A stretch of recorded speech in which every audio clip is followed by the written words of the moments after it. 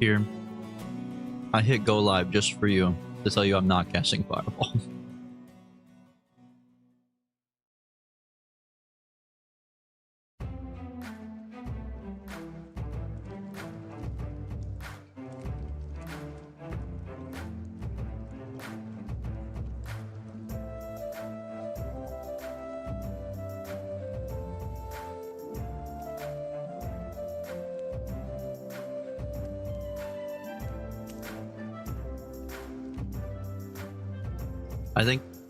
I think one of the serpents might be weak to fire.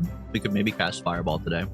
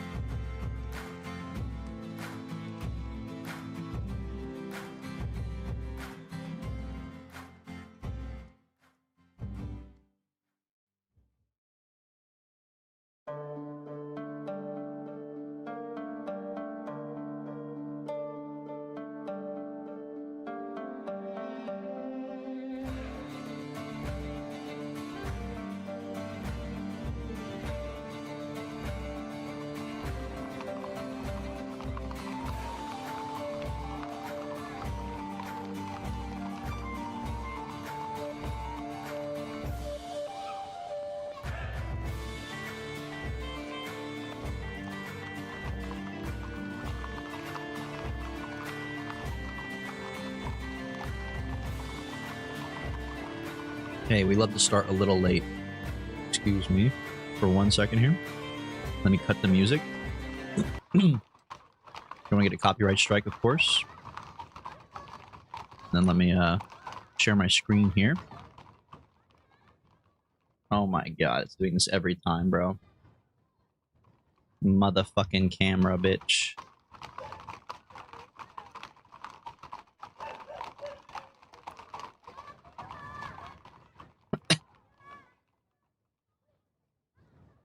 There we go. Every stream, man. Every stream is just a whole drama thing just to fucking get the thing to turn on. Alright. Let's check out this city. So, basically right now, we are in Sorcery Part 3. So we escaped. Why is it so loud? Well, I gotta mute the game for a second. Alright, we escaped the city of Kare. We helped them. We entered the Backlands, which is what this area is. It's overrun by a deadly curse. And a weird old man from 1,000 years in the past told us that we'd be safe if we use these telescopes to light our way. There are also some time serpents that are evil, that wish to kill us, who are traveling amongst the paradoxical time wave that we live in. And they cannot attack you inside of this safe area. So what I've done here is essentially I've made a safe area, lead to another safe area, lead to a safe area with a bridge across the gross swamps over to now another safe area. However, you can see there is a serpent right here waiting to fucking kill me, as well as some other serpents on the map somewhere, unless they moved. Oh yeah, we did fight one serpent here. That's what this area is. We fought a serpent and lost, and then he was nice and didn't kill us, I guess. I don't know. Super weird. So now we're just making our way down to, I think, here. Lower Zaman, and right through here. Right past Lower Zadi, we're going to enter the new city we need to go to. So we're going to have to walk past this water serpent or whatever. But for right now, we're checking out this city that we're in. Alright, let me turn the ambient noise back on of fucking hooves clattering. You follow the winding, climbing, stepped streets into the upper reaches of the city. Low hovels and clustered dwellings are replaced by larger buildings, mansions, palaces, and central offices. Past one building daubed in red paint with 2 doors. Above the doors are a sign with a picture of a fanged tooth, as well as another sign of a metal implement that looks like a small pair of tongs. A dentist.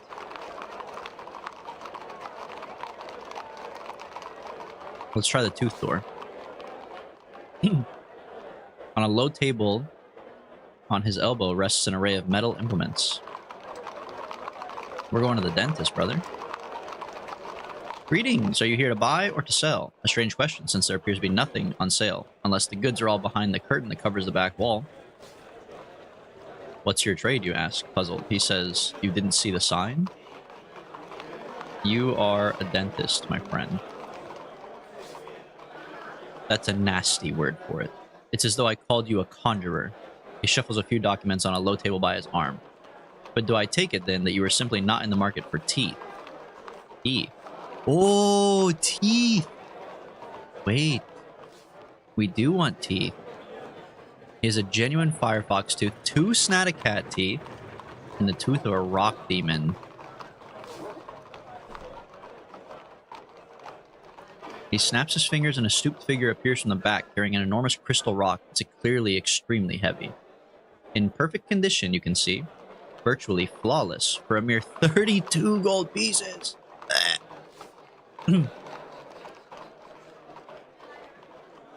That's too much for me, my friend. What about the snatacat teeth? 10 gold pieces each. I'm broke. Firefox, 5 gold pieces. What good is a firefox tooth? It contains the elemental nature of fire within itself. The teeth can be broken to ignite a small flame. I'm okay. That's all my money. I need to find someone to, I could sell something. What teeth do I have to sell? Snatacat. And ape. I'll sell ape teeth. We don't need that, but I want my Santa Cat teeth. Very few people want an ape tooth, but those that do are quite obsessed with them. I believe they use them for cat burglary, but I'm not sure. I'll give you 15 gold pieces for one, or 60 for three. Wait, 60 gold for 3 ape teeth? Hold on. Are my ape teeth worth more than I thought they were?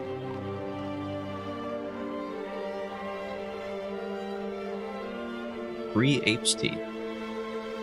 Should we not sell them? It says for cat burglary. We don't do cat burglary. We could have 60 gold, and then we could buy a... What was it called? A rock demon. Oh, I could even say that's not enough. 15 for each one, or 60 for three. Let's just sell one. There's no way you need all three, right? Let's sell one. Okay.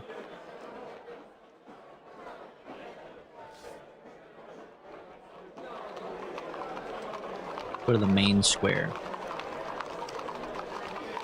You stop in a plaza, and as a woman passes by wearing a wrapped headscarf, she's carrying what looks like a basket of rocks.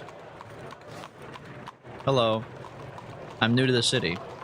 Then you are welcome, I'm sure. She moves in a hurry, and her basket is definitely heavy. Can I carry that for you? Definitely not, she exclaims. I would not be doing my work if I gave it away. I would not tell anyone. I'm a lady. The Archmage sees all, she replies, and I'm a most honest woman, I assure you of that. Okay, well, what do you know about this 7 serpents? How can I cross the lake, huh? It's busy enough. I'm sure there are fishermen who would be willing to take you. Hefting her basket, she steps away, clearly unsettled by your questions, and pulls her scarf tighter. Forgive me. Okay, so what we need to do then, based on what she just said, is we need to use our epic time-traveling glass to light up the ferryman.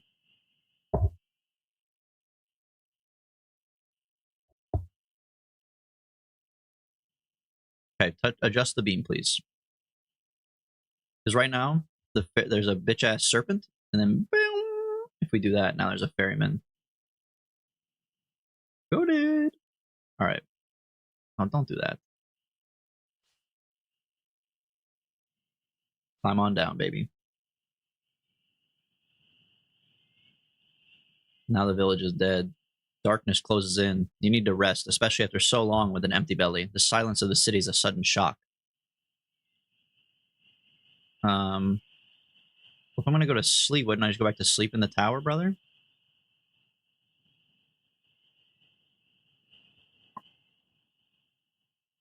Yeah, sleep here. I can't even fucking eat. I'm too broke. Damn it, man. We gained 15 gold, explored the city of Tenpang, and defeated the Moon Serpent, the first of 7 serpents. Oh yeah, that serpent lived inside this tower. I forgot we killed him. Alright.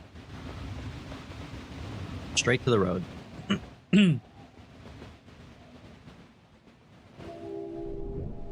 You continue to walk along the road, and as you walk, the paving improves, becoming smoother. The rising wind pulls at your hair and cloak, and the roads begin to bustle with people who seem to emerge from the dust and mist and rumble past in their carts. Of all the strange things you've seen out in the waste, this is the strangest. The people come from nowhere and go nowhere. The same travelers pass by again and again, waving the same greetings down to you. After a few minutes, you encounter a small girl sitting on her own. Greetings, little girl. No, that's not how I would say it. I didn't realize that was me. You're in the wrong place, aren't you? What do you mean? I can see it. No one else seems to notice it, but I can see it. It must be a curse. Adults are so forgetful. They forget everything. Where are your parents, little girl? They've been lost. I think they must have forgotten themselves. When did they rebuild that? She asks, pointing towards the great stone arch at the entrance of the city. When did they rebuild that?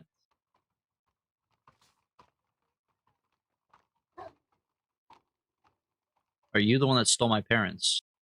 No. I think you are. I can tell you are. No one else can see it but you. It was you. I want them back. He rushes away and is quickly lost in the strange mists.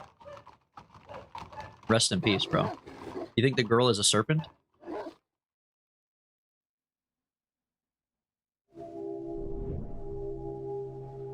You follow the road as it curves and bends and finally begins to descend until it reaches the shores of the lake. All around is hustle and bustle, and the area above the shore teems with stalls and shoppers. At the waterline, fishermen tend their boats and push them out into the water. In the distance, you can make out a tall tower rising from one of the lake's many islands, and the mid-afternoon heat fills the landscape. You're saying that, oh, this tower, of course. Check out the stalls. Maybe they have food here because we're fucking starving. Yes, visit the fruit seller or the fishmonger. And some stoppered bottles. Go everywhere, man. I'll chop and grill it for you. 4 gold pieces per head. Sure.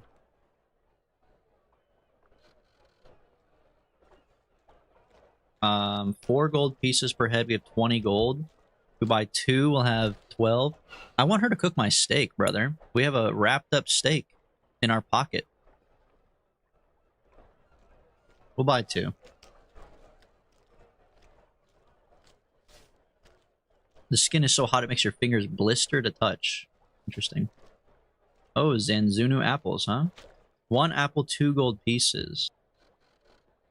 What about the bottles? You have a lot of bottles here, mister. Not my passion, if that's what you mean, but I am very, very good at making bottles, as you can see.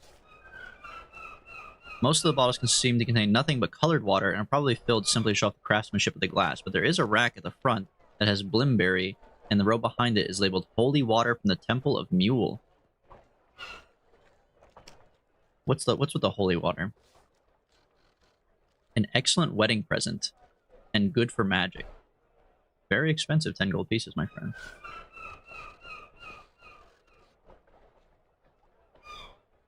I can't afford that. How many blimberry potions do we have?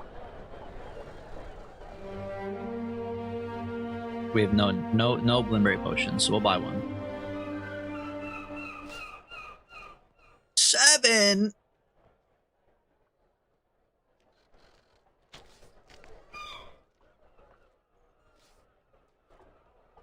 I'll just buy some fruit, man. Okay. We're not worried about food for the next long while, I guess. You walk down to the shoreline. The water looks clean and inviting, though it's almost certainly freezing cold. In the far distance, boats punt this way and that way between scattered islands. I'm not going to swim across the lake. That's stupid, I think. I'll call out for a boat. I'll blow the whistle. What the heck?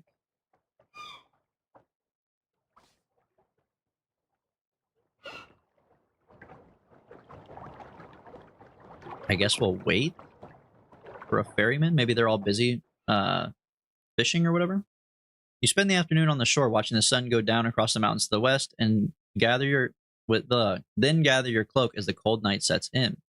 Stall holders and fishermen pack away, departing the shoreline in all directions and disappearing from view as they leave the light from the distant beacon.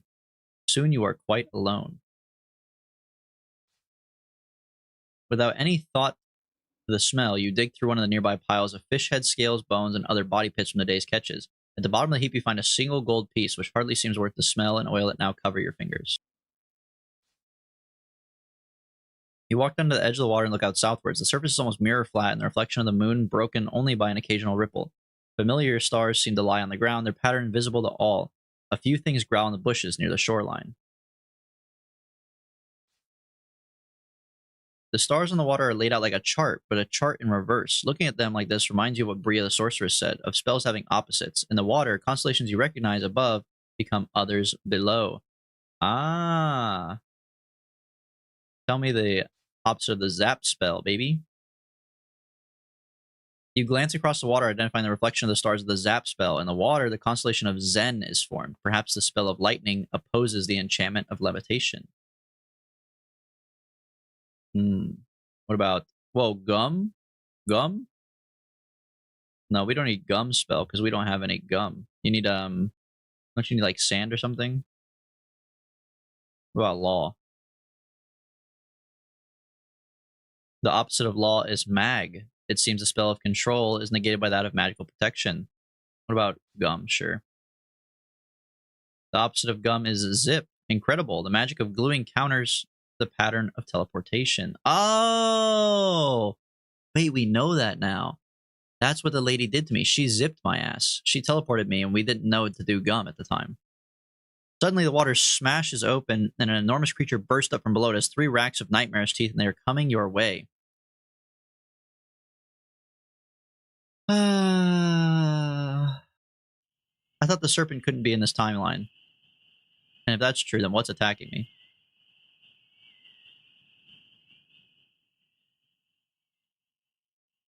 I guess we'll just wait.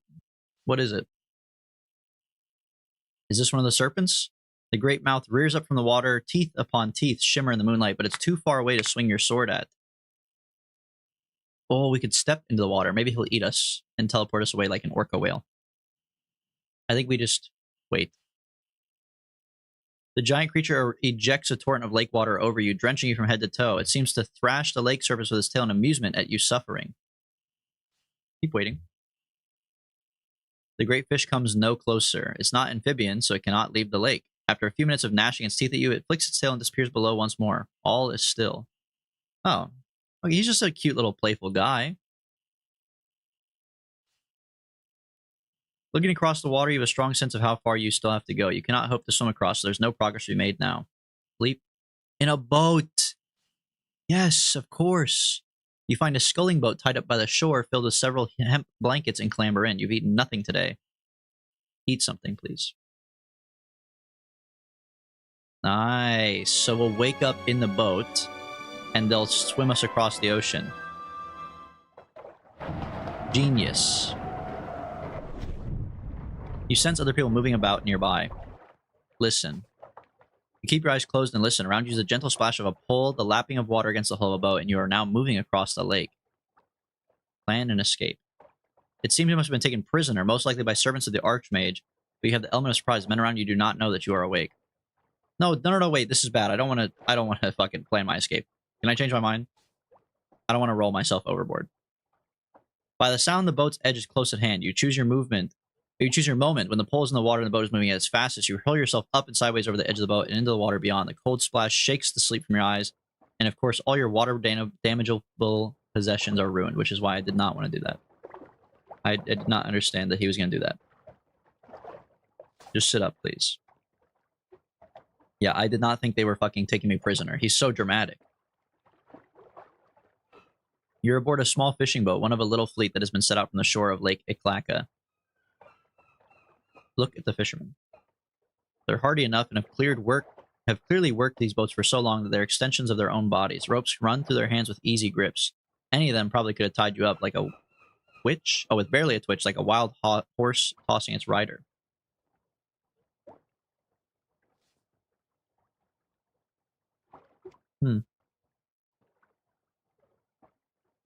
Just sit back and enjoy it, man.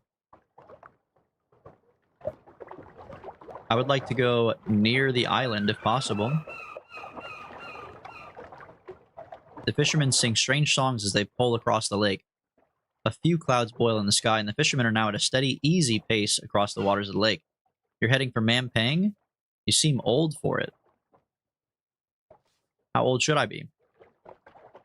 We normally only send our children, and not so many come back. Why is that? Because that's where they go. Why would they come back? There's nothing for them, is there? Oh. Do we go ashore, or do we keep pushing through the lake? I'm worried, though, if we push through this lake, won't this boat disappear?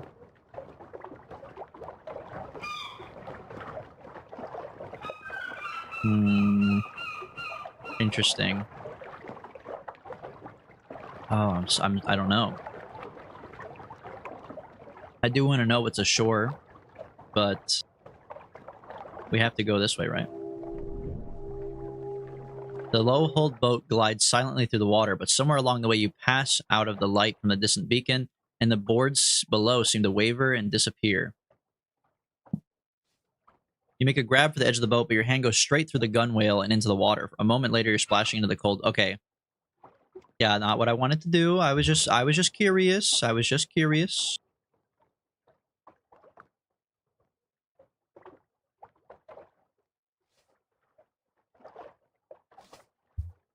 We will instead visit the wonderful shed. Excuse me.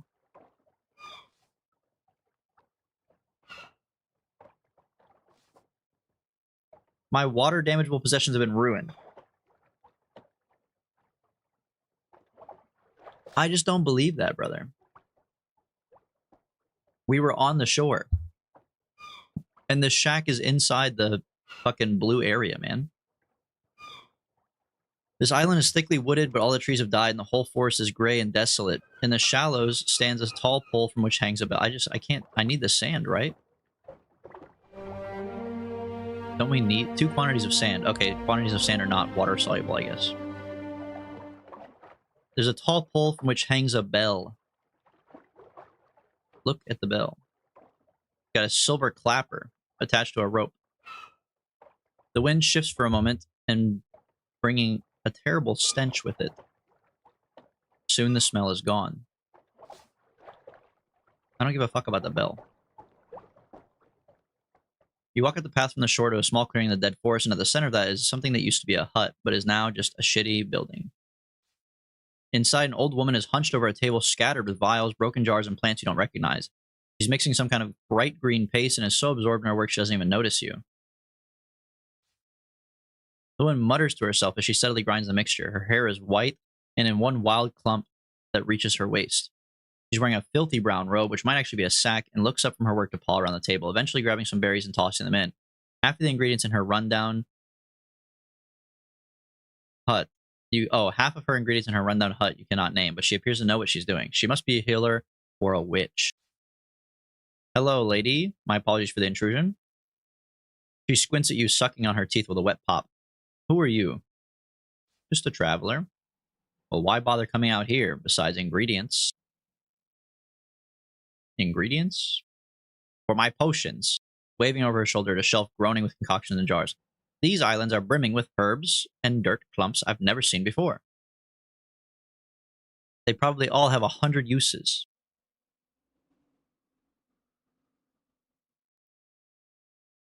What is your name? She does not know her name. Okay. What do your potions do? I don't know. Experiment. I push the boundaries of the healing arts. Sounds pretty interesting. I studied at the fortress, no less. They were so impressed with me, they suggested some independent study, so that's what I've been doing, alone, for 47 years. But aren't you curious? Here, let me try something on you. A pick-me-up strong enough to get you through the lake, even up the mountains. It's a very powerful healing potion. You won't find this in some market. I'm doing experiments that are so experimental, even I don't know what I've put in them. Some have Ols cap, flattened goblin hair, and a bit of unicorn meat, but that's mostly for flavor. Goblin hair? What? No, I never said that. Why would I put goblin hair in a healing potion? Dude, this lady's a tweaker, man. She's crazy. She's crazy. She don't even know what she's doing. And she got banned from the academy.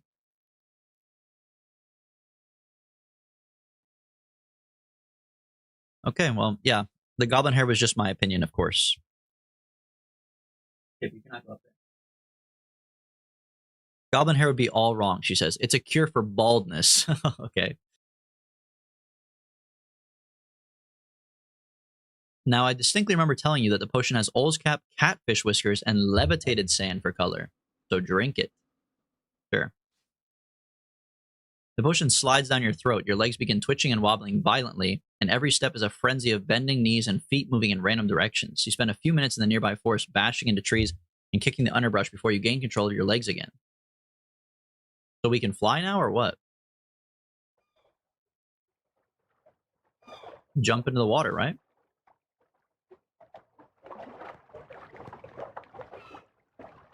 You fall into a steady stroke through the water. After so long walking, it is almost a pleasant change to swim. The water is strangely thick and curiously buoyant. This seems to keep you afloat with little effort required, but the same buoyancy makes moving through the water hard work. What if that lady just gave me a potion that did fucking nothing and I'm just swimming for no reason? You pause for a moment, treading water and catching your breath. The size of the lake is beginning to dawn on you. Just keep swimming, brother. Like, what are you pouting about? You try to sustain a regular stroke as you swim. The evening is drawing in. Soon it'll be dark. A shoal of brightly colored fish pass by just under the surface, and one nips at your fingers with tiny teeth.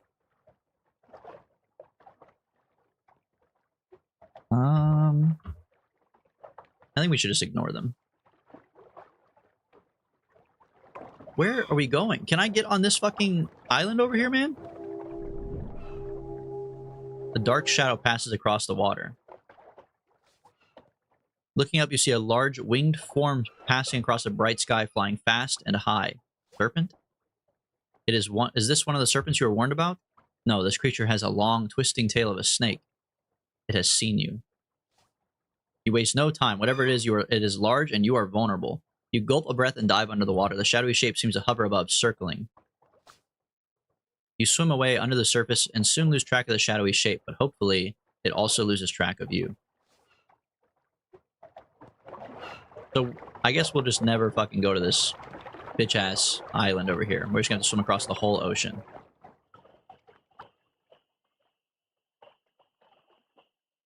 Go.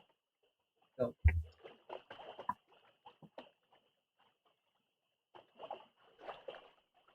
You swim onwards across the surface of the lake. It's hard going and another night begins. You should find a place to sleep, especially after going all day without eating. Well, I would like to head towards the shore. It's impossible. Oh my god. This is not how I thought this was going to go at all. I thought we were going to ride the boat. I thought the witch gave us a potion that let us fly. Now, like, what are we supposed to do, man? Can I zip?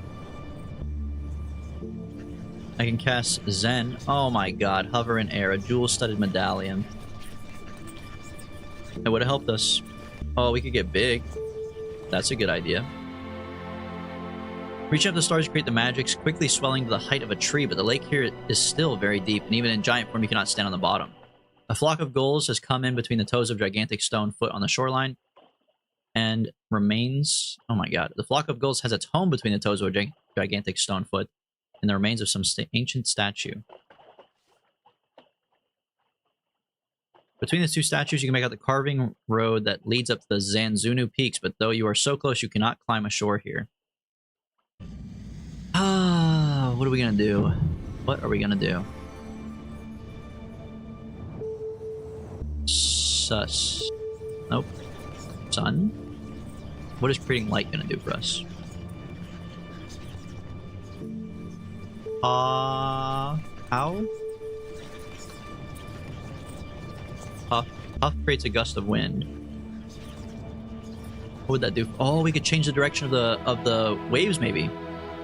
You place your gale horn to your lips and play a clear tone. The wind that rises above the waves is powerful and strong. Within moments, you are fighting to give your head above water. Keep swimming, brother. The wind is overpowering. You are dashed once or twice against the harbor rocks. Dive. Break the surface. What the hell is going on? Climb up the rock. Wait, we made it? Okay. I think my plan actually worked. I think we used the wind to change the direction of the waves, and then big to climb. You successfully crossed the wastes of Kakabad. The road to High Zaman winds southeast from here, but some of the Archmage's serpents still remain. If they reach High Zaman before you, your mission will be discovered, and the guards of Manpeng will be expecting you. Would I have to kill them all? No, I don't have to. It's gonna be a lot harder. They'll be expecting me, right? That's what they said. I don't have to, like, do it, though. You look at the two broken feet that stand at the harbor's edge. Once, this would have been the most impressive sight in the whole of Kakabad, a testament to the will and power of the sorcerers of High Zaman. Now, they are leveled.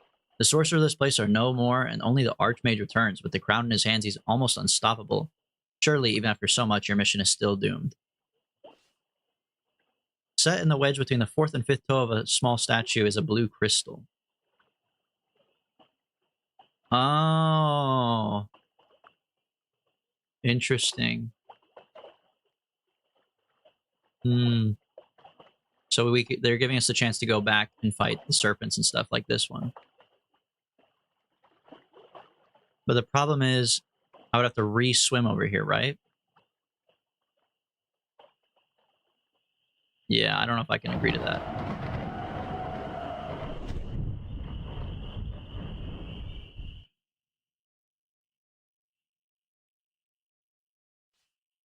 No, hold on. Because the statues... Fuck. No. Hold on, let me think about this. We're not going to touch the blue crystal right now. Okay. How many serpents are there exactly? Is it even worth it to...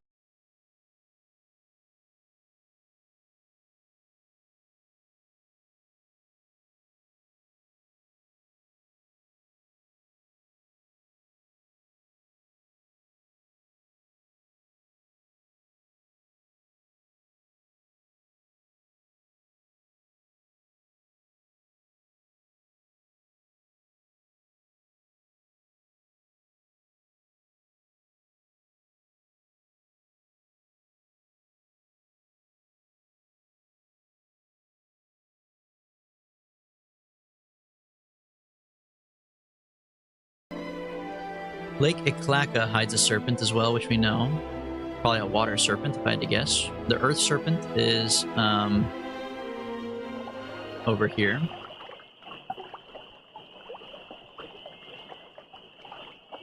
The fire serpent is chasing us, or whatever. The fire serpent is following you, but he has not attacked me. I don't think he's attacked me, at least. The air serpent. I just don't think we're going to get to kill them. I mean, finding all 7 and killing them seems pretty tough. We already climbed across the ocean. We've made our bed. You'll have to try to race the remaining serpents to the fortress instead of defeating them. Perhaps you'll be able to reach the fortress undetected, but in your heart, you doubt it. You begin the slow climb, and ahead, the stony road leads into Zanzunus towards the fortress at Mampang in the final stage of your quest. Despite your efforts, 6 of the serpents are still free, but there's nothing you can do about that now. You've taken 11 days to cross the backlands. Yeah, see? 11 days already. We didn't kill a single serpent. Well, we killed 1 serpent.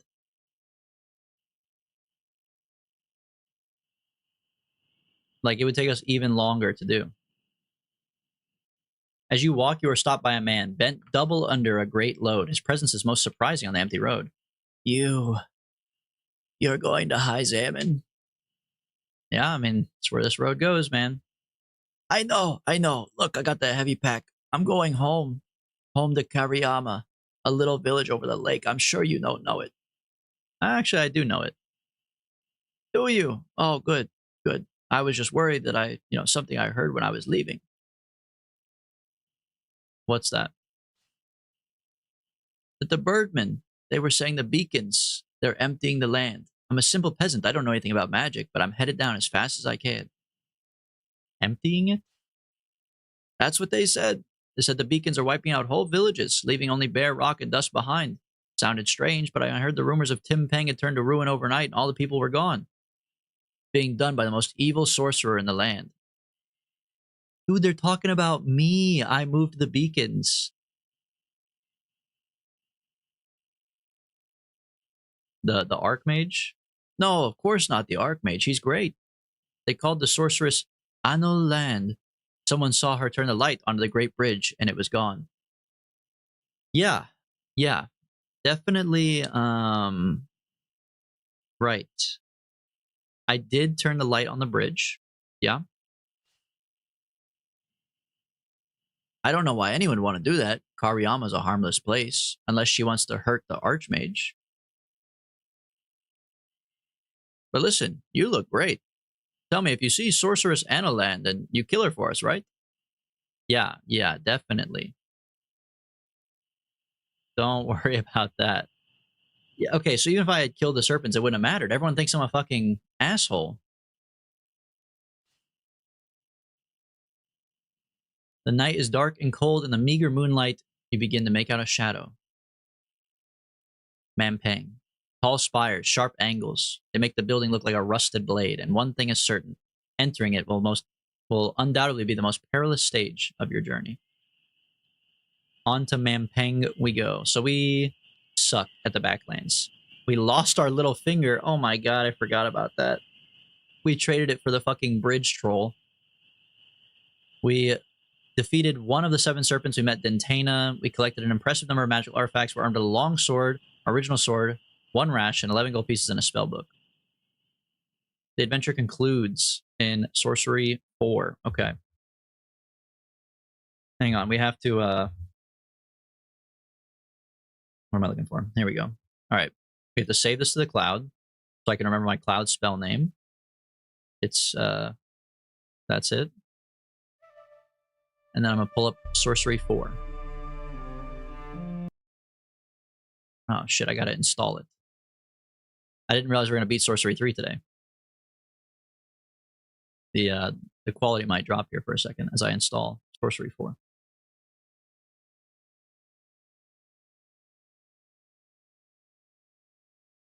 Brother, come on. There we go. Do you have to? Do you have to? All right, here we go.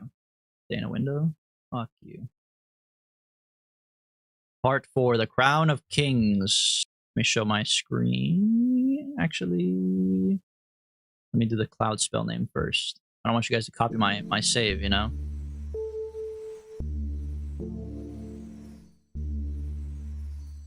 Okay. Here we go. We defeated one of the 7 Oh, fuck. I still showed it in the background. Whatever. Who cares? There's a legend. Long ago, or so they say, the ancient world was prosperous, free. From the Kakabad Sea to Lake Lumli, harvests were plentiful and people were happy. All was at peace. Even the thundering skies were calm, tamed by the arts of the sorcerers of Mampeng. Then, everything changed. A fearsome sorceress leveled the cities and turned the fields to dust with towers of devastating light. That's not true. Just to be clear. She cut down village after village, and the mages scrabbled to defend the ancient world, but they were weak. Finally, the last Archmage sealed the walls of Mampeng and sent out 7 deadly serpents to keep her away. Now, here you are, climbing the narrow pass into the mountains of High Zaman. The price of your journey across the backlands has already been paid. Now, the Analand is coming to Mampeng, and nothing will be allowed to stand in her path. The crown will be yours. I'm not evil. I haven't done anything wrong. This looks sick, though.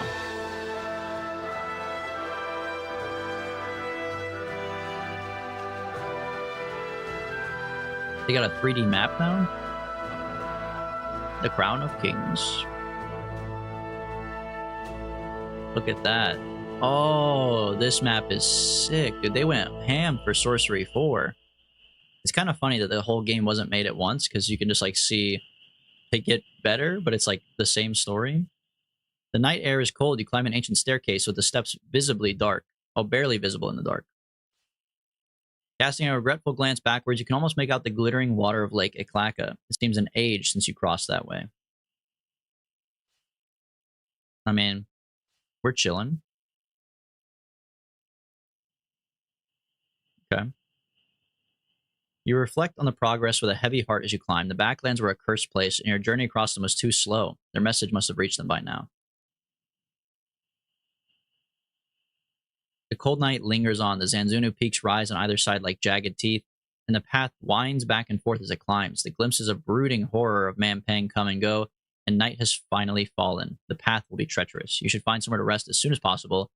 Another night in the wilderness will not make any difference. The remaining serpents have definitely told their master by now. Look for somewhere to sleep. There's no shelter. Sing as I climb.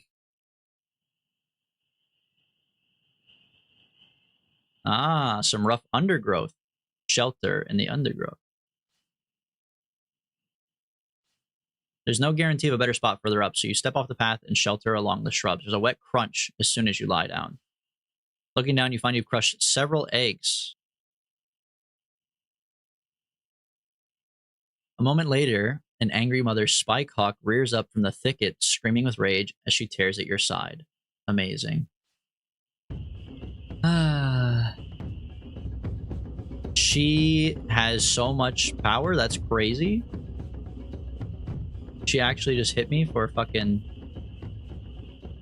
an insane amount of damage. What the hell?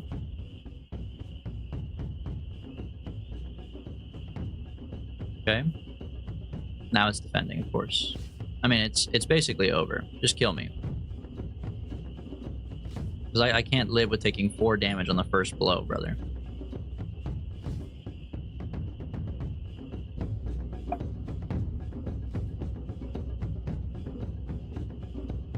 Thank you. Please try again.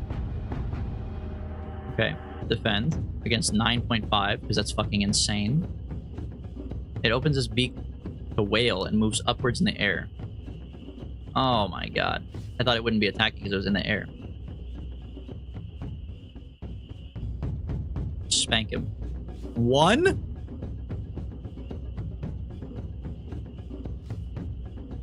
Okay, defend. This is a 9. Go high.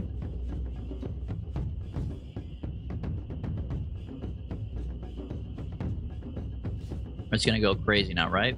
Defend. And then now we go kind of ham.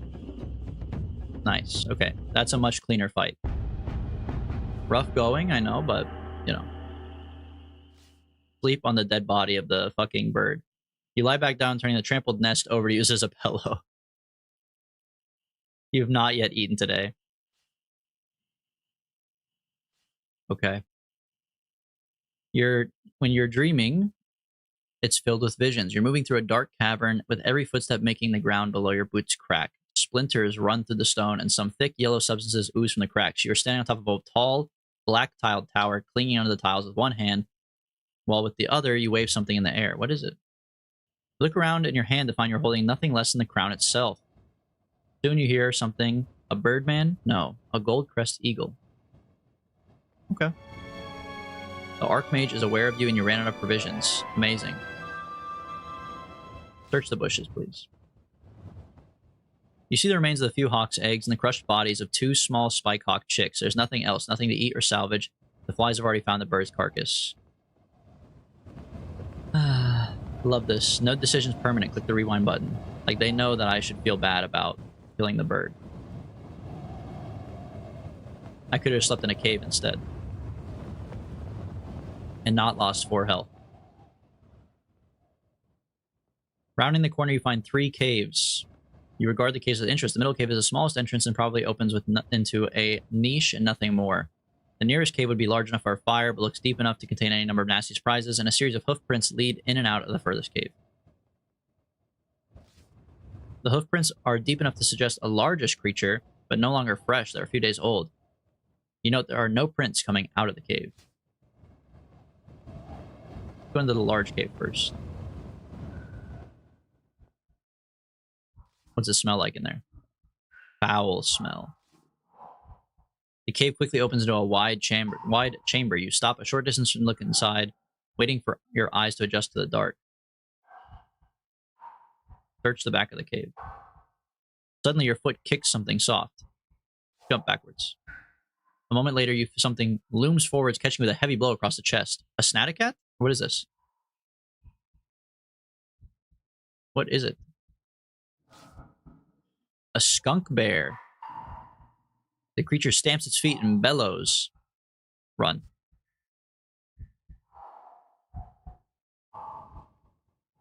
A bellowing from the cave follows you. The air stirs a little, still cold but fresh at last. We need to go into another cave before that fucking bear catches us, man.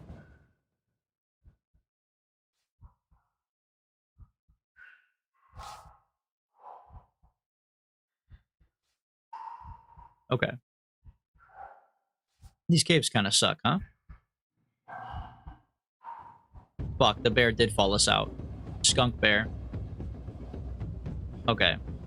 Look, I hate to do it, but like, we're at the end of the game. I need all the health I can get. This is bullshit.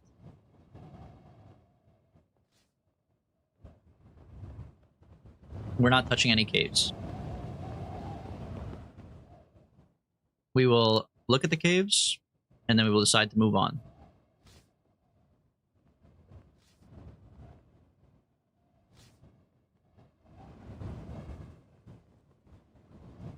The steps are becoming wider as the path turns to follow the edge of a deep chasm. A little further on, a rock ledge juts out into the chasm with 2 posts on either side and a narrow and rather ancient wooden bridge lashed to them. The bridge must be 100 years old at least. It's set on the timber supports driven deep into fixtures out of sight below the ledge, and it seems like it might still be solid. You lift your eyes to look across the chasm on the other side where mountains rise up, and a cleft line and their peaks trace a narrow road. There's also a bird's nest, okay? And on the path, there's some similar hoof prints like the ones that are in the cave. I'm not going to toss a gold coin down the fucking hole. I'm tired of wasting my gold on that shit. So we could go follow this path or go this way. I would rather just go this way, right? The Argbad Crater. Everyone inside the city is going to hate me, but these people might be nice to me. Well, this building's destroyed, so this person might be nice to me, I should say. That's what I would like to hope for, ideally. We need a healing potion or something. You step onto the foot of the narrow wooden bridge. It is no mean span. The chasm is twice as wide as the Jabaji River of Kare, but the boards look intact enough. Test the ropes. There's plenty of slack due to the way it hangs, but they're not loose. They must be tied well enough on the far end. Then you test one of the boards with your foot, and it seems pretty solid, at least as reliable as the ropes are, but you cannot know if all the other boards are well preserved. Cross or turn back. I will only pray should I fall.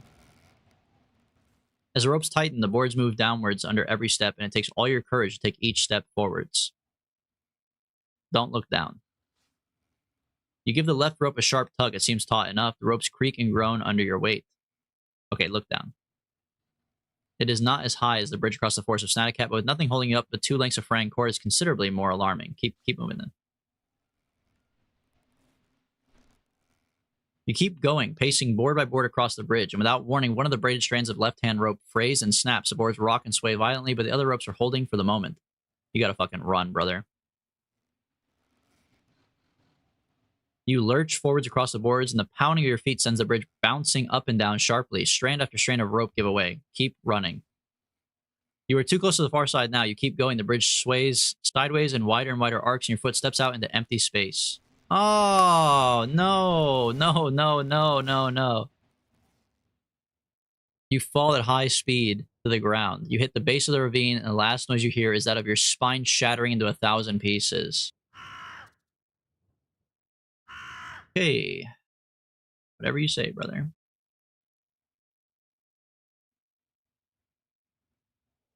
Okay, now we pray for aid. Glorilla, please save me. Whether you are hurt or not, you cannot tell. There's nothing but the wind in your ears, and a second strand of rope breaks, unraveling. Freeze. Now, walk. Don't run for it. Just walk, brother. Jump. Oh my god, damn it.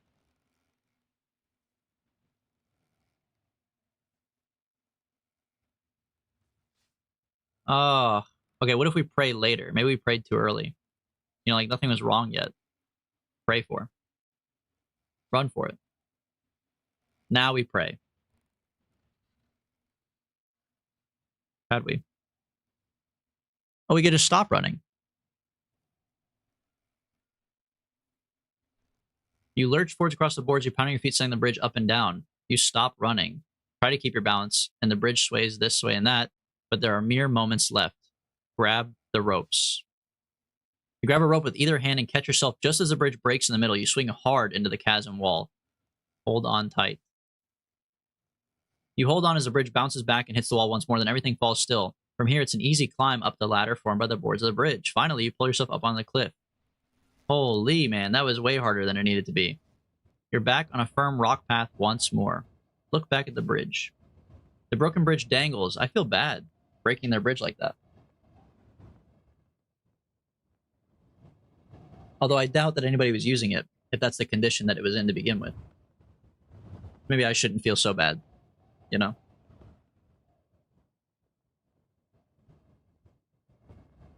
Okay. Westward path, eastward path.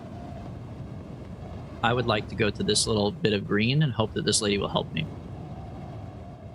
Or man, whoever lives there. You leave the bridge behind and make your way around the edge of the chasm. As the morning moves on, the winds begin to rise. The path splits here, snaking around the edge of a mountain while a branch works its way downwards. The ruins of Stone Tower lie some way down the path. The tower seems to have fallen in disrepair, but its profile is familiar enough. It's the same towers that guarded the backlands. The same towers that guarded the backlands? I don't remember those.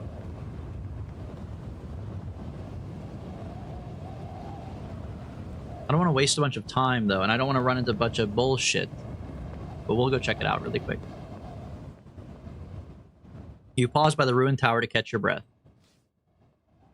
As you move towards the tower entrance, a shadow falls across the doorway. The shape is stooped and hideous. It would seem this place is home to a troll. It has not yet noticed you. What does he want, huh? He stands at least a head taller than you, and his shoulders fill the exit. The troll roars, and he bangs his massive sword against a shield large enough to squash you with. He is a ferocious enemy of incredible strength. You are back outside the tower, but the troll is bellowing dogs your steps. No time to waste. Okay, yeah, we're out of there, man. I thought he might be a nice troll. That's why I didn't, like, run away right away. We're going along the pass. The trail winds to the mountain. You follow it until a sight ahead makes you stop. Higher up the rocky cliffs perches a strange structure made of twigs, branches, and moss. It looks like a huge bird's nest. If you were to climb the rock face up to it, you could easily fit inside. Oh, baby. We're going Dark Souls on him. Just outside the enormous nest. Look around. The nest is an intricate construction of twigs and branches built into a natural cleft in the peak. The wind whips past a short distance away, and everything it can grasp has already been taken. On one side is a dark hole in the straw that might be large enough for you to crawl through. Yes, clamber inside. We want to be picked up like a little baby chick. Inside of the nest is a curious bell-shaped chamber, open to the sky. The walls are of woven straw, matted with feathers and scraps of fur. It's an incredible piece of engineering for a bird, even a large one. What could have made this thing? You eventually find a cloth skull cap. You swing around just in time to find two pairs of talons scrape your chest. The nest occupants have returned.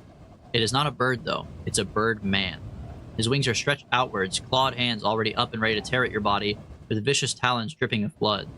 You have only moments to react. Brother, we're fireballing his ass, man. You think I have time for this? What's K? Kid. Create illusions. Oh. You could just create an illusion and leave. Create an illusion of, I am the Archmage. You summon the illusion that you are the Archmage. For a moment, the Birdman seems confused. Then once he is certain he recognizes you, he steps a little closer. What? No, that was sick. What? That's so stupid.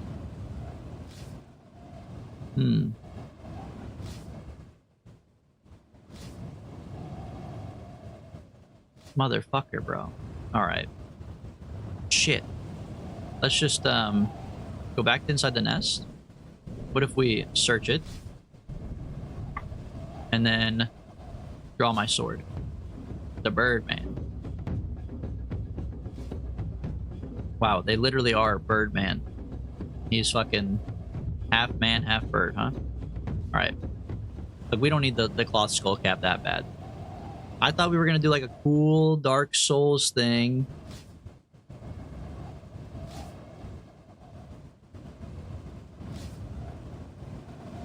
Crawl into the nest and then leave. Crawl out. Oh, that's it? Well, there's no point even climbing up there then. Why would I climb up if I can't even continue climbing up?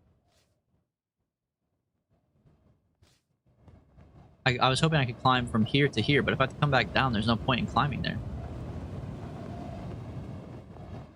You head down a straight incline. Mampang looms into view once more, as though these mountain paths were curved to ensure no one could forget the Citadel's looming presence. Before you lies a deep crater, as though an entire mountain peak had been scooped away. You will have to find a way across. The sun has reached its highest point now. Yeah, I'd like to go right through, man. Someone lives there. Climb over the rim of the crater and skid and slide several feet down the rough slope, finally landing on what appears to be a path. Thin heat beats down from an empty sky. You're uninjured, but there's no way back up. The path leads down into a crater, with another trail leading north and south around the rim. I did not realize we fucking slid down a hill. I would like to go on the trail, please. You follow the trail. The sun is beginning to lower and the air begins to cool. A thin plume of smoke rises to the east. From what you can make out, the smoke seems to be rising steadily but thinly, more like a mist as opposed to a bonfire. You break from the trail and head across loose dirt towards the rising smoke. The air begins to get warm and sweat trickles down your face as you look to what appears to be a crack deep in the earth. You make your way carefully around the fissure's edge. It's almost pleasantly warm here with soft moss underneath your feet. Superheated steam bursts up every few minutes with a hiss, and there's something else in the air too, the sounds of the wind, not voices. Listen closely. Straining to listen, you make out distinct voices coming from deep inside the vent. It's like standing on a balcony made above a room full of whispering people, all crowding for attention at your edge of the hearing. But how could anyone survive down there? Yeah, I'm not falling for that. I'll ask who's there, but I'm not falling for it. They're speaking a language you do not recognize. The voices mutter and curse. We will be cooking in the vent. And we will eat some food. Great. Look into the vent. We will make a move. I have no need to go in there. A voice murmurs in your ear. There you are. Flanker, please, bro. You sit up sharply to find a glowing presence holding a curved dagger that's been stroking up and down your back. It's a death ray. Oh, not Flanker at all. In one bony hand, it holds something up, something short, white, and stubby. I've been looking for you, the death ray breathes. I've developed a taste for you. It opens its jaw, revealing a terrible black void, and it delicately pops the thing into its mouth. What thing? What was that?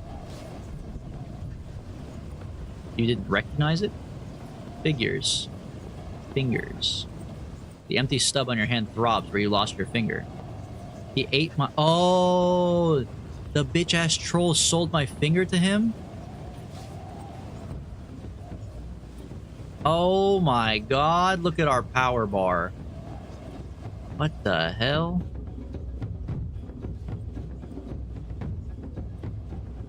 Charge him. Oh, fuck. We are fucked.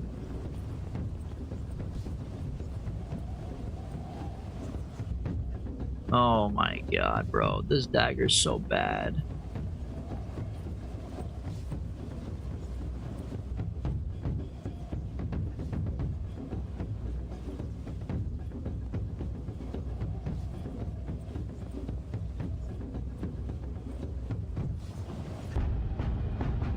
Brother, what are we gonna do? Maybe we can cast a spell on him before him, but...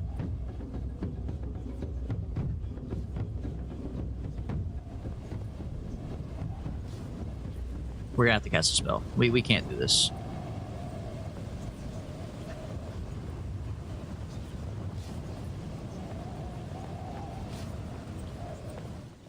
We're gonna copy everything we did. I don't wanna like, you know, cheat that much.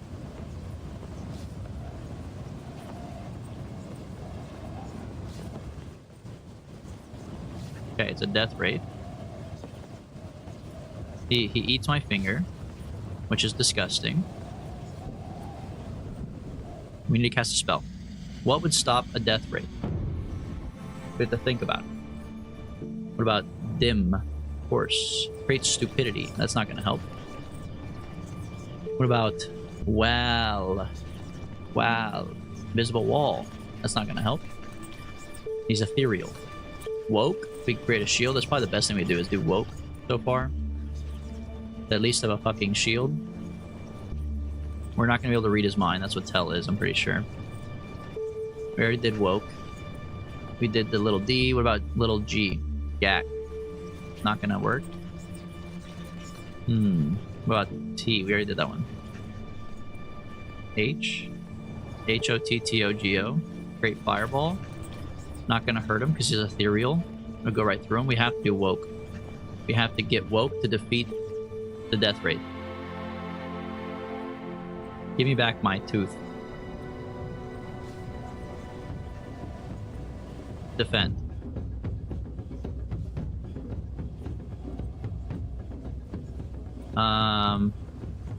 Actually, we can't because he's gonna attack for like more than 3, right? Oh, you fuck. Defend again because I'm scared. But we could do this all day, baby.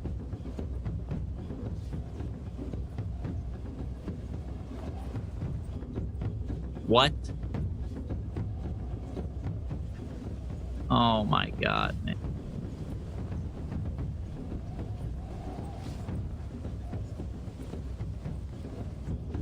What the fuck? I don't know when to attack.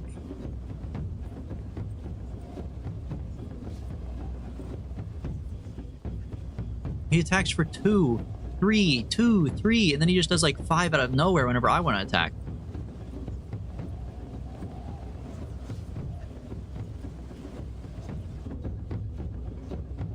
Okay, I think we figured out what we need to do. He's kind of a little bitch, huh?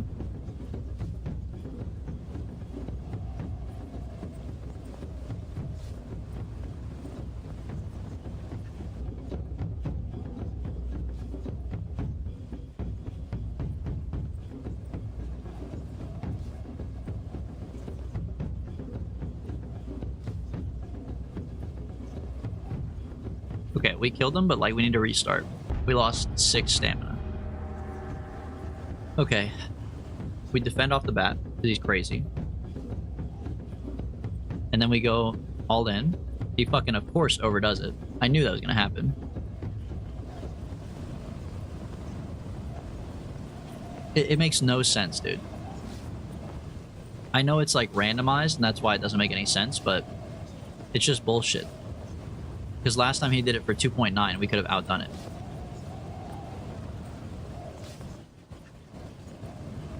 Turn around. Cast Walk. Cope? Mackenzie Shoal. You cannot miss streams and then come back here and be rude. It is Cope. This game tilts me more than Get to Work did. Okay, we have to defend. We have to defend again.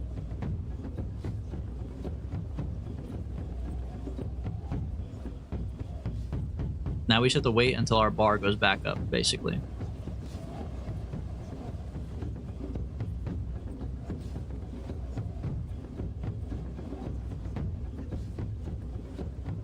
One more. One more. Now we send it.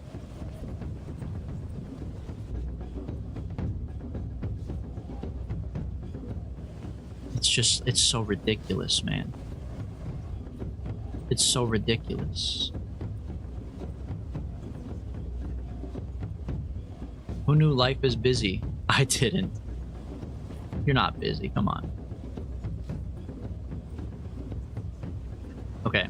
I think I'm starting to understand his movement. 4.8.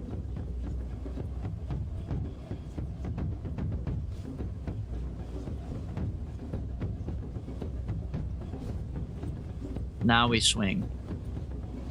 Ah, okay. 3 stamina lost, I'll accept. That's fine. He got us. I think we could have done better, but he got us. You make your way around to the front of the building. The shield shimmers out of existence and the sun begins to dip, heading towards the horizon. Pretty bad overall. Missing its roof, you are exposed to the sky. Search the building. With great care, you search the room and find nothing amiss. The building is quite empty, but carved on one wall is what appears to be a scratched message. The message reads, "Third spare. That the throbbing doors is L of Invis." Of course. Who would have thought? The doorway beckons, but you're not ready to move on yet. The open sky, framed by the edge of the building, quiets your thoughts. You close your eyes and send a prayer to Glorilla. You feel a great sense of calm overcome you. You are close to Mampang. and you still know a moment of peace, but there's nothing more here to find. I'm a busy guy. I do stuff like sleeping. Oh no. You're every single one of my friends. That's why they never show up to the stream. They're always sleeping. The wind picks up as the evening draws on. It will be night soon. The trail passes a deep crack in the rock which extends southwards, growing deeper and wider. There's no way to cross the fissure, but the path leads in either direction past it. You make your way up the curved, dusty rim of the crater, and an open pass leads forwards and up. The skyline is suddenly dominated by the looming specter of Mampang. The sun is sinking, and the sky is turning bruised purple. Soon it'll be dark once more. Oh, fuck, I meant to look at it. Oh, well. Do we want to check out this house, maybe? I guess it's getting dark. We should go check out this house and maybe spend the night here. You follow the path around the north side of the crater. The sun is now sinking down, and you soon come within sight of a low hut topped with a bell. They love their bells here, man. You approach the hut, squinting against the dust in hope of spotting any danger. It has wide windows and empty doorways, allowing the wind to whip right through. The wind gently swings the bell on the roof. I hate how many options there are here. You wait and watch the hut, but nothing stirs and no one moves. The hut seems deserted, with nothing moving inside. You slip into the hut. Sleep is calling me. We can't wait for a new video. Well, thank you for stopping by, even if it was just for a moment or two, Mackenzie Scholl. Enjoy your sleep, man. You search the corners of the hut thoroughly and uncover 2 vials of potion. Let's go, dude. Don't slip out of the hut. I want to sleep here. It's nighttime.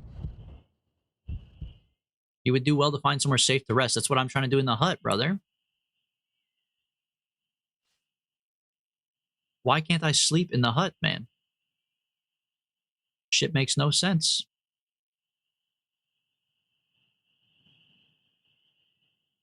You follow the path all the way around the crater to the far side. An open path leads forwards and up. Moonlight covers everything. You look at the citadel and find that spellbound... Excuse me, not find spellbound. You find its presence be spellbound, with little lines all the way up the walls, gnarled spires twisting upwards towards the sky, and its agonized prayers to the heaven. Sharp angles and jagged points protrude everywhere. You try to look away, but you cannot. It's as though the towers have gripped your eyes. The sight would be enough to break the courage of any brave soldier, and its effect on you is much the same. You feel a knot of fear bury itself in your stomach where you cannot shake it. Despite shivering at the sight of the citadel, you feel yourself compelled to step forward. Still, perhaps it would be best to approach well rested, but you cannot stop here. Yeah, I get it, but like, where am I gonna sleep?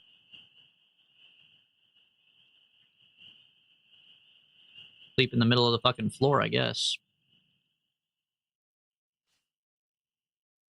There are most likely guards stationed with a view over the pass. This is the only route into the citadel and is most likely to be guarded. You suddenly feel a wave of nausea and the ground beneath you starts to shift and the stars whirl. You steady yourself only to fall. The world rushes past you farther than it should and you hear a woman's voice. Whose magic is this? What the hell? What the fuck? Where? Whoa, whoa, whoa, whoa, wait. What the heck? This is not High Zaman. What kind of trap is this? How far have you traveled?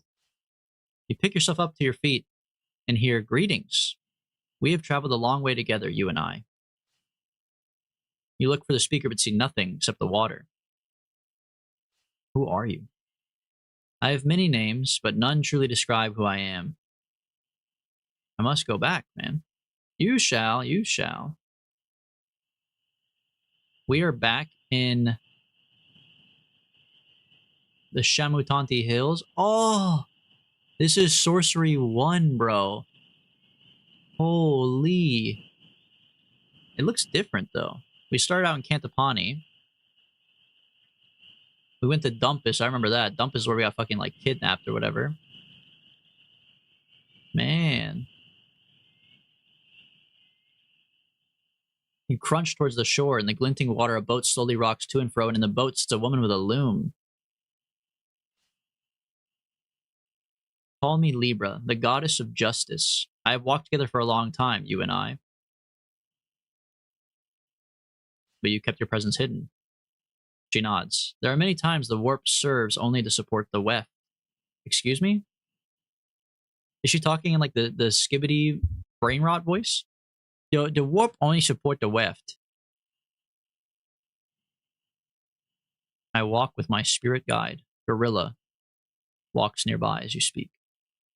I'm the goddess of justice or the goddess of long peace. You are my ambassador, and I follow you. You must bring peace to the land. What would you have me do exactly? I bring you here to deliver a warning. Our long road together has almost reached its end. Her voice is filled with sadness. I've kept you safe many times, saved you, but I can do no more. I know you do not understand, but you will soon enough. When you enter Mampang, you will understand. The walls around the citadel are more than those of physical stone. It's a cursed place, guarded by sigils and long knives. Annalander, for as long as you have walked, I have walked beside you. I have granted you waking dreams, dreams of your future, dreams from which you wake to walk a different way. I speak of waking dreams, the kind that seem real until they disappear as though they have never been. She shoots a shuttle across her loom. No more. Once inside the walls of Mampang, your future will become precious once again. The words strike a knell of fear in your heart. A weave can be made and unmade, and made again. The final garment does not know how many times it was stitched, and such has been your journey. Or perhaps you consider yourself to simply have been lucky so far. A large wave strikes the shore as it drains and the boat tilts and she drifts away. The woman begins to make a move. Wait! How can I leave this place? I'm not chasing her. I'm not dumb.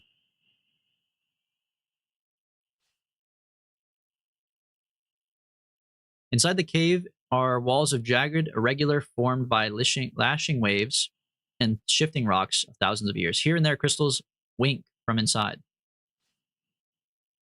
Blue crystals, perchance? You push deeper into the cave, climbing over fallen stones, following the line of the deepest darkness up into the towering cliffside. Somewhere overhead are the low hills around Cantapani, and a short distance from what is your home. You climb higher still, upwards into the rock, when something in the distance begins to roar and moan. You are not alone. You climb higher still, fingers slipping on the wet rock as the great winds begin to push you from the tunnel. Gathering in strength and force as it tries to push you back, your fingers and feet slip out from underneath of you. Oh. Well, there you go. That's all you had to do. Apparently, if you want to teleport, you should just fall off a fucking cave. There's still a taste of salt in your mouth, but nothing more. You shake the vision and look away. We have to sleep here. Laying your pack down, you try to settle despite the cold. At least you have eaten once already today, so you do not need to eat. Interesting. You fall asleep, but wake in the middle of the night to see a black shadow dipping into the gloom beside you. Please, please be flanker, bro. Please be flanker. The voice replies with somewhat of a growl and a purr. Surely you know my footfall by now, Annalander. The shape slips down on the ground beside you. You make a space for him close by your side. It's a cold night here in the shadow of evil. Flanker, please, bro. Yes, dude! I near the end of my journey as you near the end of yours, Flanker replies, but sweet Annalander, I fear the outcome. What do you fear, my friend? Soon we must separate. We will keep each other warm, my sweet assassin friend. Can I ask you something, Flanker? Will we do this? Will we survive this? I am already dead. You defeated me. Oh, we can sleep together. How cute. How cute. We've made a lover. Me and Flanker are lovers, everyone. And the half-light Flanker slips away. Oh. God damn it. I should have knew it was a one-night stand, man. When you wake, the air is still cold. You get to your feet and stamp to warm your body. God damn it, man. You make your way slowly forward and the narrow walls close on either side. The sun disappears. Look ahead. Okay. Nothing seems bad so far. Wait, what did it say? Did that say there's traps up ahead? The only way is forward. You move cautiously along the path, and it's barely wide enough for two horses to ride abreast. Starlight pools around you. There's magic here. Oh, baby.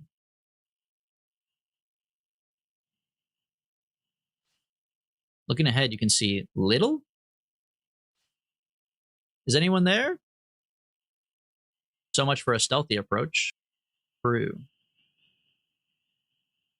The end of the pass is almost in sight. It is very dark down here, with the night sky a thin strip of blue above. Glancing up, you see a dancing light a short distance ahead. Guards, they're above you, staring down into the pass. A small fire crackles behind them, but the light does not reach the bottom of the pass. You press against the wall, trusting to the shadows, keeping one shoulder to the rock. You are so intent on the path ahead, you fail to notice the second guard. A voice hisses from above. Down there! That must be the one who shouted. Okay. I shouldn't have shouted, huh?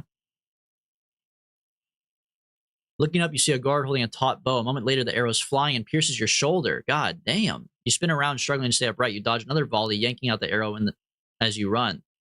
By Gred! I didn't kill her! He necks another arrow as the other guards arrive. The pass is a trap. Of course it is. The guards have a clear line of sight. Press against the wall.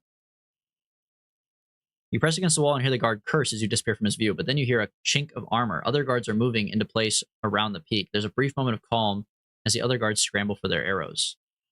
You slip forwards along the path, but then you hear a small whistle and an arrow strikes you in the back. It pierces straight against your chest, inches from your heart. You stumble, gulping in great gasps as the arrow shafts inside your body. You're now in clear view, and the arrow in your body is slowing you down. We break the arrow shaft off and pull the arrow free, I guess. Okay, this is going horrible. I died. We will not be yelling. Oh, I did not die, but I'm going to get arrested. So let's not do that, maybe. What did we yelled back here? What a fucking idiot, dude. Don't yell.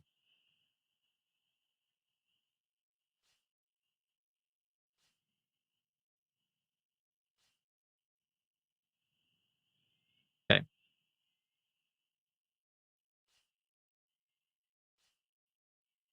Do not call out. Just walk. The end of the pass is almost in sight. The guards are above you, and a small fire crackles behind them. We sneak. You crouch in the heavy nighttime shadows and sneak along. A lone guard stands above but does not see you. You follow the path between the sharp peaks. The moon is high, and then the pass opens and provides you with your first clear view of the Citadel's gate. After 19 days of walking, you have arrived. Mampang. Mampang. Look at that, dude. Pretty sick.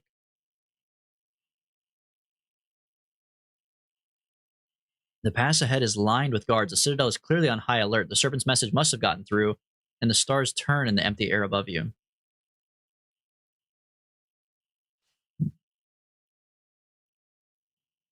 The fortress is the size of a small city, and somewhere inside is the Crown of Kings. Ah, the side path. My Baldur's Gate is telling me to go here. Why would we ever take the east road? Just leave? Just go this way and just fucking leave?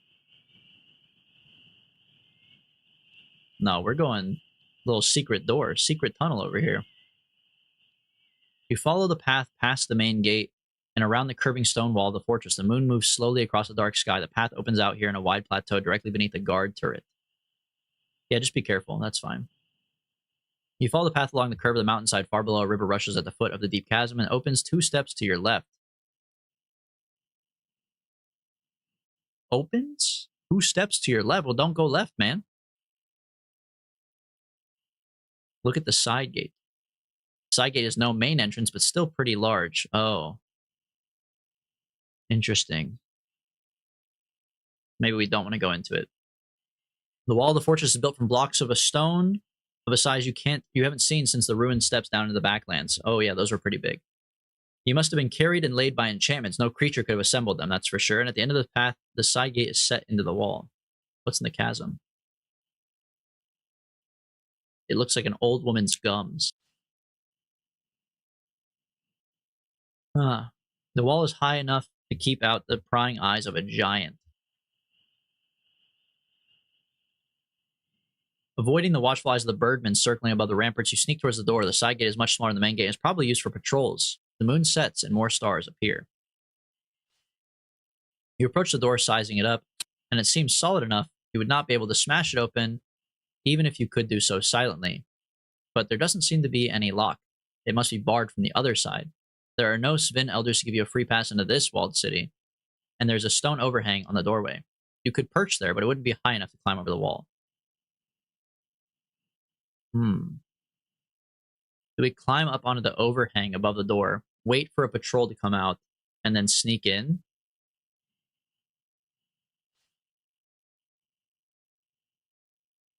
Knock on the door. You swing the flat of your long sword downwards, and there's a resounding thump. From behind the door, you hear some muttering and cursing as footsteps approach. You hear the bar being lifted. Yes! Yes, dude, I'm glad they have the picture, because this is exactly what I was, like, wondering if this is how it would work. Dude, that's sick. You stay silent as the door opens, and a black elf and dude, we're getting, like, sneaky on him. This is, like, Dishonored type shit.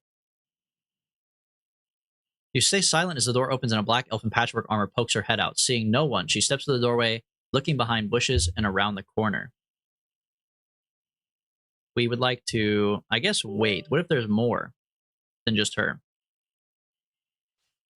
You stay on the ledge. 2 more guards, see? 2 more guards emerge from the door. They walk forwards. Oh, they walk towards the first, arguing about why they've been disturbed. One shoves the other, arguing with the third. And you see their hands falling to their sword hilts. Do we sneak inside the gate now? Or will they see us? Keep waiting, maybe.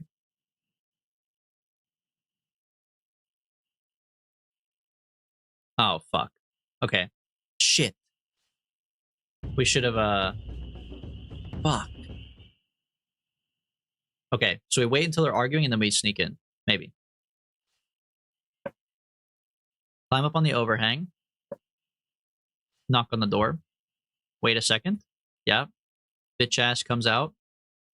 We wait. They're arguing. We sneak inside the gate. Ah, fuck. 15 stamina? We are fucked, bro.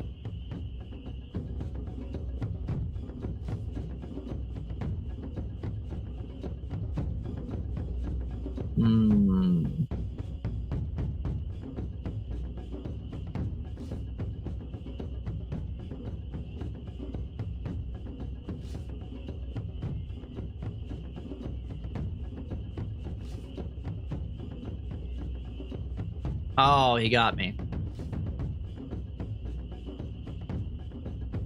Fuck, he's shitting on me now, man.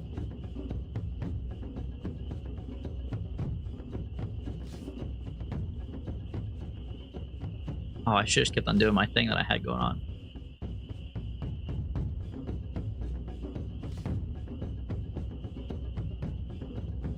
Oh, damn. Okay, just let him kill me, man. This is obviously not the right way to do it. Here, just send it back, send it back. Fuck, what are we gonna do, man? Hide behind a bush, maybe. And then throw a rock at the door.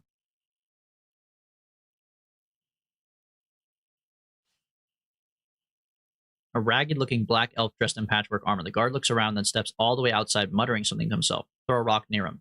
You toss a pebble to the guard's left, and it strikes the wall just out of sight. The guard shouts, and a second guard emerges. The pair walk around the corner to investigate the noise. And then we get caught. Motherfucker, bro. What the hell? Okay, hide behind a bush. And wait. Throw something at the door. Then wait. You crouch quietly. The guard idly scans the horizon. He speaks over his shoulder, and you hear a response from someone inside. The guard looks around and steps all the way outside, muttering something to himself. Wait again.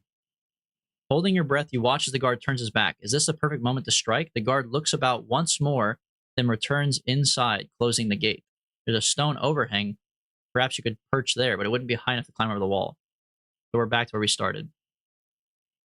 Okay.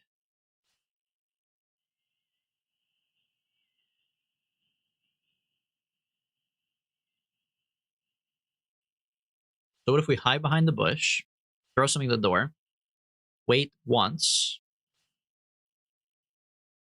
He steps all the way outside, then we attack him. You dash out and skewer the guard from behind. He cries his last, and 2 other guards appear to investigate. They see his body and howl with rage, drawing their weapons. You draw your sword just in time to deflect a vicious blow. You dart in between the two, hacking one down, but suffering a stab in the leg for your trouble.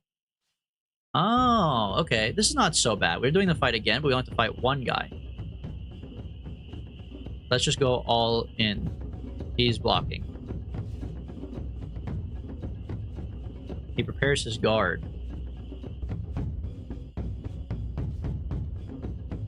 Oh, man.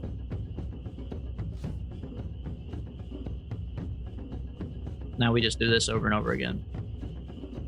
Because he keeps on just being a little bitch.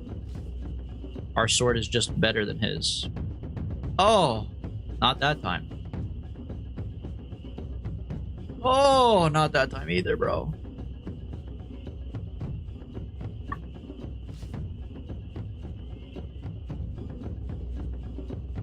Not great. We'll get him eventually.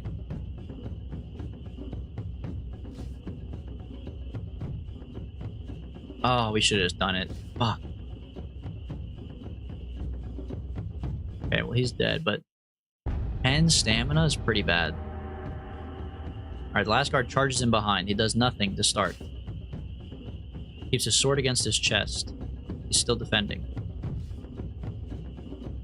Keeps his guard intact. Fuck you.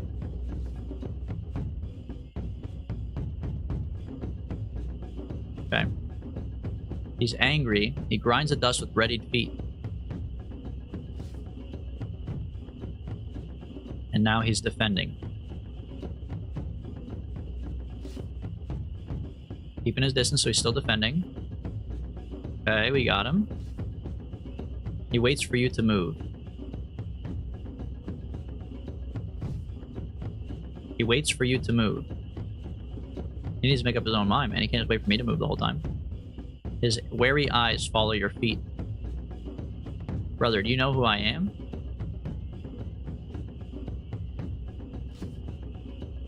He waits for you to move. Okay.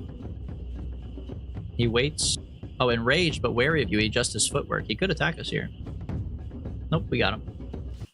Not bad. 4 stamina lost is not bad. The final guard bleeds out on the ground and the 3 bodies lay around you. So much for a quiet entrance. True.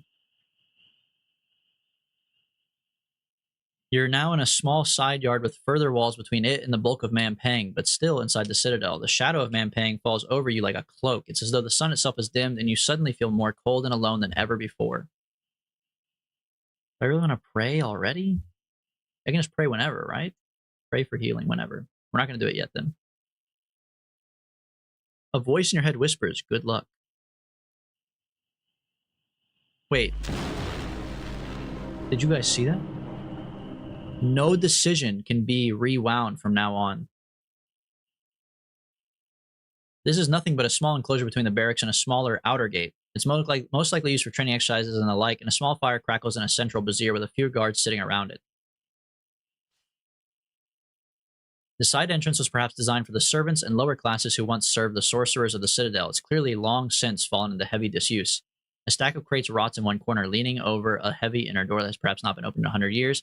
There's another door to the wall of the southeast that seemed more commonly used, and the guards by the fire talk in low voices. Inside the barracks is all quiet and dark. I would like to steal some of their clothes or something. I would like to disguise myself if possible. If I go over to the fire, aren't they just gonna like hate me or something? Stealing your nerve, you go over to the fire pit where the guards are sitting and take a place at the ground. One looks at you with keen eyes. Who are you, stranger? Just a merchant. The guard looks at you with cold eyes. We deal with merchants all day. Get out of my fire. They shuffle to close up any space that might have been. You pull one guard back and he topples over. Another stares, but a third laughs. Did you just get overbalanced by a merchant? The guard you push gets to his feet and dusts down his coat. I'm just joking. I'm joking. I'm joking. You raise your hands and the guard shakes his head. That's more like it. A merchant should know his place. I'm a girl in this. A merchant should know her place, just saying. It seems That place tonight, at least, is by the fire. The others move aside to make a space for you. After all your experiences so far, it's a strange moment, but not an unwelcome one.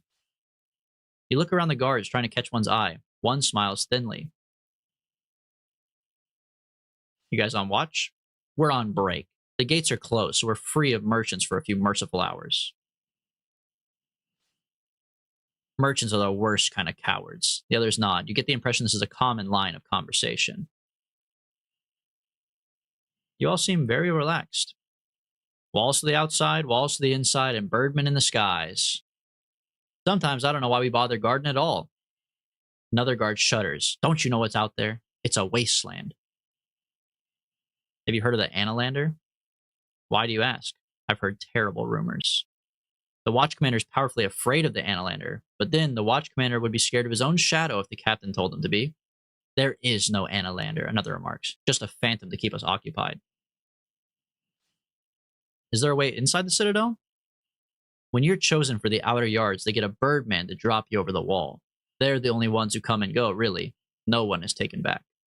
The fire in the brazier gutters. One of the guards goes over to the stack of crates, breaks off some wood, and brings it back to fling on the flames. I'll rest here. You lie back, curling up by the heat of the fire, and fall asleep to the gentle murmur of the guard's conversation. It's a calm, rare moment of companionship. You've eaten nothing today. We'll eat something. Taking the hunk of cooked meat from your pack, you fill your empty stomach and try not to think about what you'll do tomorrow.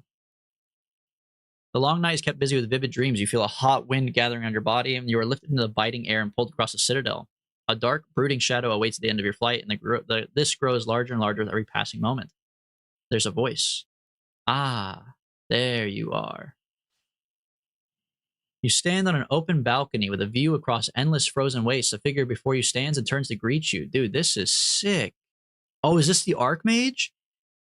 Finally, breathes the Archmage of Mampang. I've been trying to reach you for so long. In his hand is a brass pendulum and a crown. First ever color art, dude. This is cool. What is this place? This is High Zaman, the roof of the world and the well of all powers. The closest place to the stars. A sorcerer is triple what she could be elsewhere here. However, you are not here. I've simply summoned your dreaming eye to my presence, like an obedient dog. You see me as I am. I have the crown. Give it to me and I will spare your life. I will take it from your cold, dead fingers. Now, I'm sure you know what the crown does. No one will take it from me. At least not some ill-equipped, half-starved sorcerer novice who survived the Backlands. Made rather a mess of them, too, he observes. He sighs and turns the crown in his hand this way and that. It is beautiful, though, is it not? Is it worth dying for? Ask yourself that. I'm 1,015 years old, he replies. Wait. 1,015 years old, but when we did our flashback earlier to 1,000 years in the past, he was still in charge. That means that he became the Archmage at 15 years old. What the fuck, bro? Okay, yeah, why'd you bring me here? Ah! Whatever, same thing. I am the greatest seer that has ever lived. I have every possibility, and I know something to be true. If you come to Mampang, you will die. Then why do you fear me so? I'm only concerned for your well-being, as for all my subjects, as any father would be. Count your final days, old man. The Archmage is aware of you. Yeah, obviously. You get to your feet. The guards have returned to their post, and the brazier is just ashes once more. You'll need to find a way further inwards. What we need to find, then, is a birdman. Birdman. Although I'm looking at this now. I don't know if I believe what he said. He said you have to be taken over by... Oh, I see. Ah. This is the part he was referring to. You have to be taken by a bird. This whole front section is walled off, unable to get in. Once you get into this area, you could just walk right up, but we need to cross this wall today. Okay, what's in the crates? You make your way over to a stack of crates. They form a rough tower almost as high as the inner wall, but the wood is rotting and soft to the touch. Oh shit, I meant to pray to Glorilla so I could heal before I slept. You look over the crates, but you get no sense of what they contain. You open one of them, and it appears they are filled with a sludge, not gold. Climbing would be suicide. The stack would topple, and if not, you would be seen. What about the old door? Step over the door, which is set into a low arch in the heavy stone wall that shields off inner Mampang. It looks like it has not been opened in centuries. The hinges have rusted into red metal fists. The door is ancient, with a large iron ring set on a rusted rivet. It will probably not open if you turn it. You reach for the handle, and at that moment a guard emerges from a small doorway and calls to you. You there! Keep away from that! Why? No one touches that. On pain of the Archmage. You go for the handle anyways. I told you to stop! The door is... It's too late. Tiny needles flick outwards from the handle of the door, burying themselves into your palm. You feel the cold sensation of poison entering your veins. Your arms begin to stiffen. Too late, the guard concludes, turning away. Your hand is frozen into place on the handle. I don't think I have anything in my pack to use on it. Maybe a bottle of Blimberry potion? Desperately, you grab the vial of Blimberry and uncork it with your teeth. Is this poison cured by Blimberry? You have no way of knowing, but there's nothing else to try. The healing force enters your veins, and the cold in your hands and your heart abates. Grasping and grateful for your life, you lean for a moment against the stone wall as your eyes slowly refocus themselves. Let's dop the door, bro.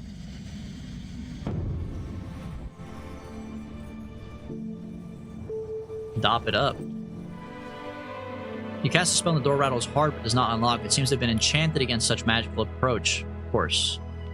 No, perhaps the door is a counter spell. We never learned a counter spell for Dop. Fuck. What would be the counter spell for Dop? Gob? Yeah, we don't have a Goblin's Tooth. Zap, maybe? Zob. Unknown. Interesting. Wait, we can cast an unknown spell of Zob? Brother, send it. We don't know what Zob does. Okay.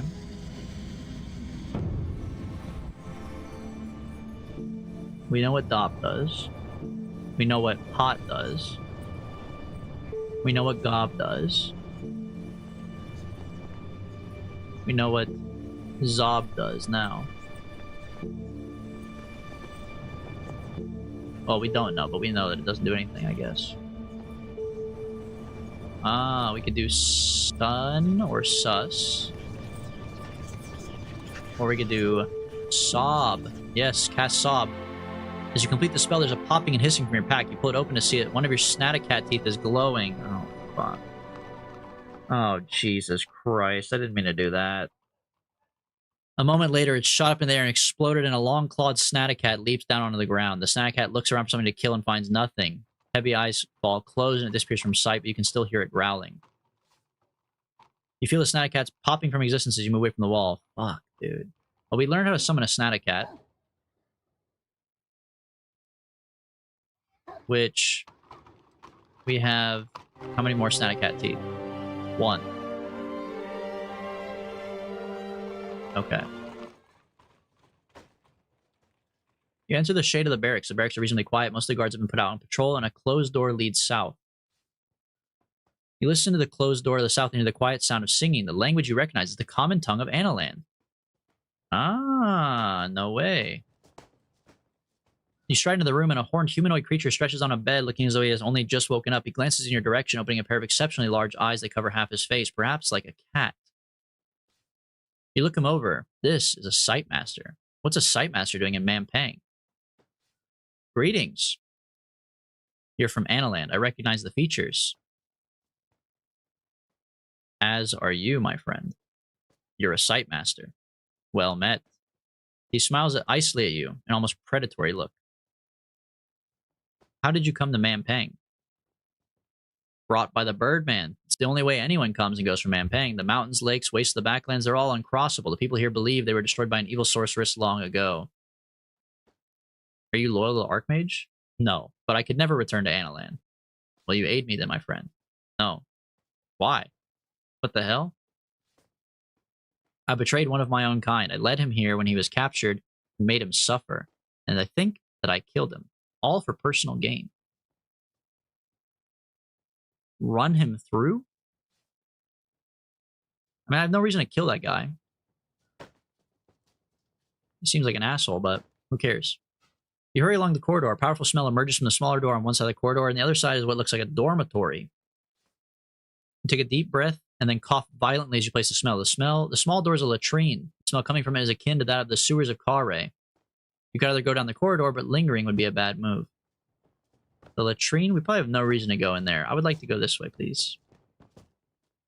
You enter the room on the north side of the corridor, with cots lining the walls, and at the foot of each cot is a small chest. There's a table in one corner piled with papers, scraps of food, and a smaller door leading off to one side. You glance over the cots. One has a strange-looking bundle of sheets on top. You walk over the bed expecting some piled blankets, but instead you find a snoozing guard. He rolls and murmurs as you step close, but does not wake. Knock him out. Now search the chests. Oh, baby. You flip over a bunch of chests and rifle through them. The first couple you open are empty. Where's my thing at? Oh, well. Most likely the prospect of hot meals would be enough for many guards to sign up, and the threat of violence would convince the rest. Search more chests. You open a few more chests and find a small pouch of gold, but another you find what is more valuable. A complete guard's uniform! Yes, put it on. Oh, fucking baby. Goated! You will now pass as a guard. The fit is loose, but your face is well enough worn to give you the right look. The uniform should make for an effective disguise, and you can now pass for a guard in Mampang, though the truly sharp-eyed might tell the difference. The small door appears to be a changing and storage area, a few cloaks and a bit of armor.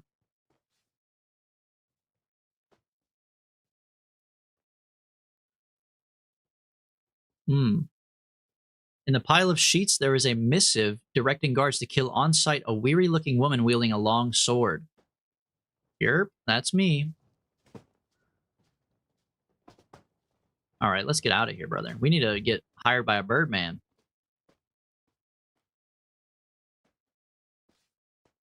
You listen into some murmuring voices and hear breathing and listening, catching a few scraps of the conversation.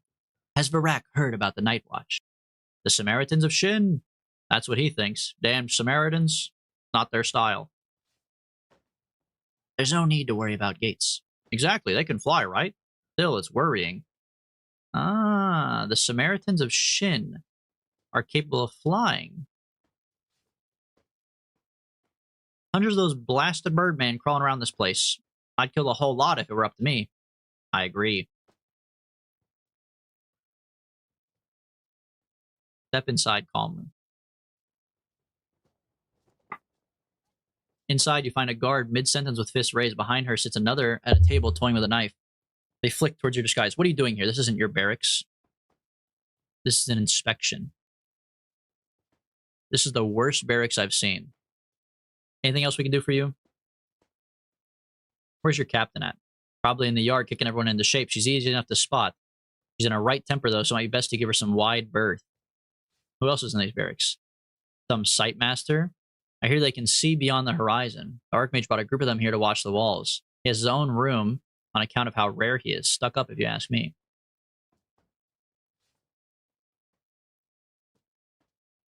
Show me your daggers, please. Standard part of any inspection. Oh, fuck. I'm getting caught. All right, hold on. Brother, we should never come in here. There's no...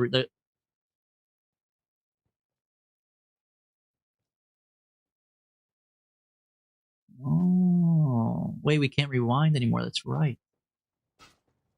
Ah, okay. Stand down. I'm the Analander. Fuck, dude. Shit, man. This is bad.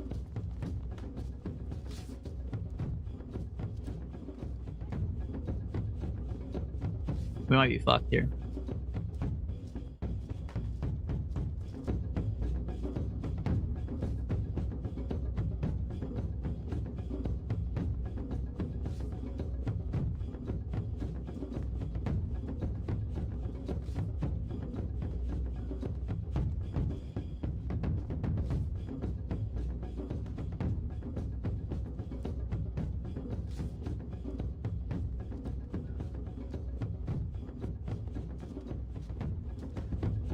Oh, thank God.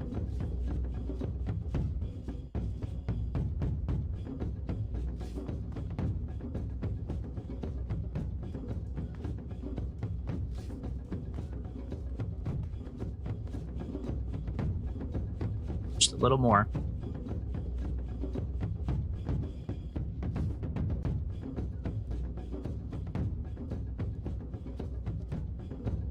Fuck, I knew it was gonna happen eventually.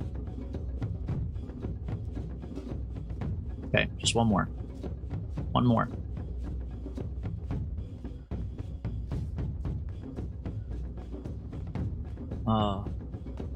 What did we lose? 9 stamina, brother? I think it could have gone worse, though. Let's see what... Oh, man, the second guard now.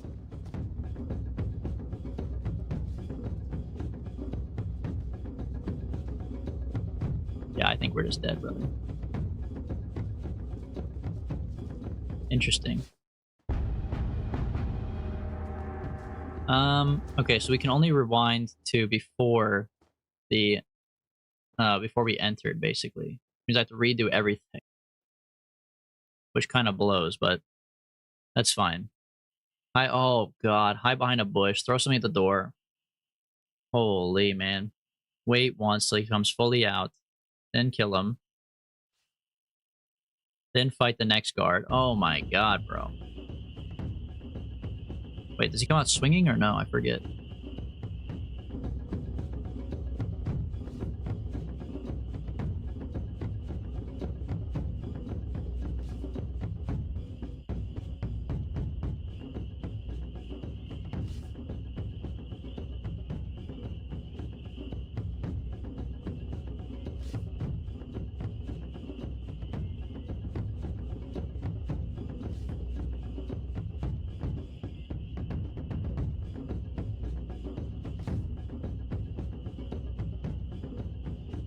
He modifies his stance. He's gonna go hard. Never mind.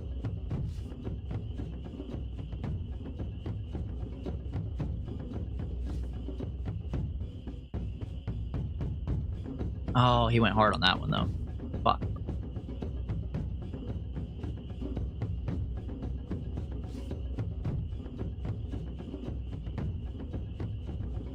Nice. Okay, we got him. 4 stamina loss is not that bad. We go inside. We're gonna get a chance to pray. They say good luck. Now we can no longer rewind. Okay. Go over to the fire. Just a merchant. Push my way in. Raise my hands in peace. I'm joking. Talk with the guards. Tell them, ask if they're on watch. Ask if they like the merchants. Finish talking and then take a little rest, brother. Okay. We've eaten nothing today. That's cap. Dream? Oh, fuck. We have to go talk to, Wait, what? Oh, it's a different dream this time. The long night is rich with dreams. A pair of rich black eyes are fixed on you. A figure in shadow purrs your name. Flanker. I'm here for you. I will take your hand. You are lying on cool, moist ground. Underneath the tall, swaying tree, and there's a napping pain in your leg. You look down and see a sapling growing from your thigh. Try to move, but you're attached to the ground. What the hell? Okay. That's fine.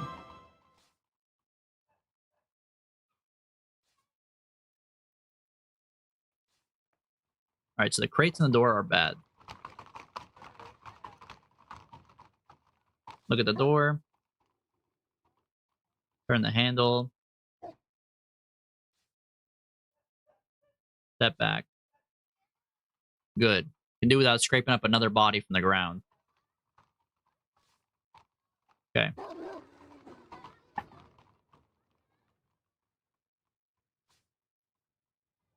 Go through the small door. We know what to do now. Sightmaster, we have no need for.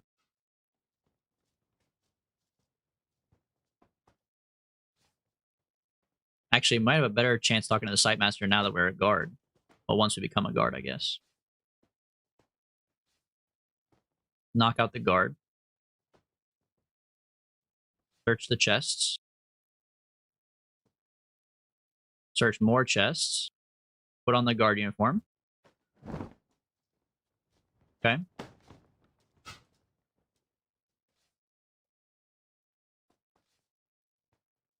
I have no need to Oh, this is the side door over here.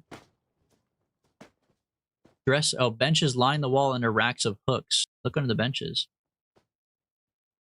You find only a few buttons. Inspect the rack. You look through the cloaks, finding parts of uniform, a hat here, a cloak there, and a notice.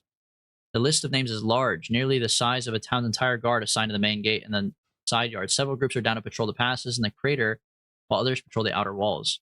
Just as you suspected, none of these guards seem due to go to the inside of the wall. Oh, no one's ready to... Okay.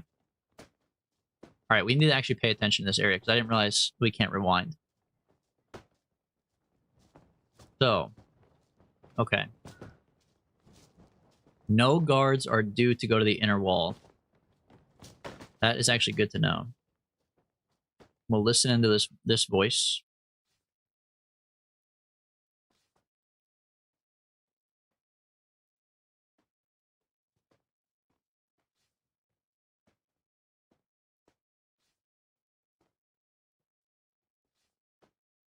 Okay.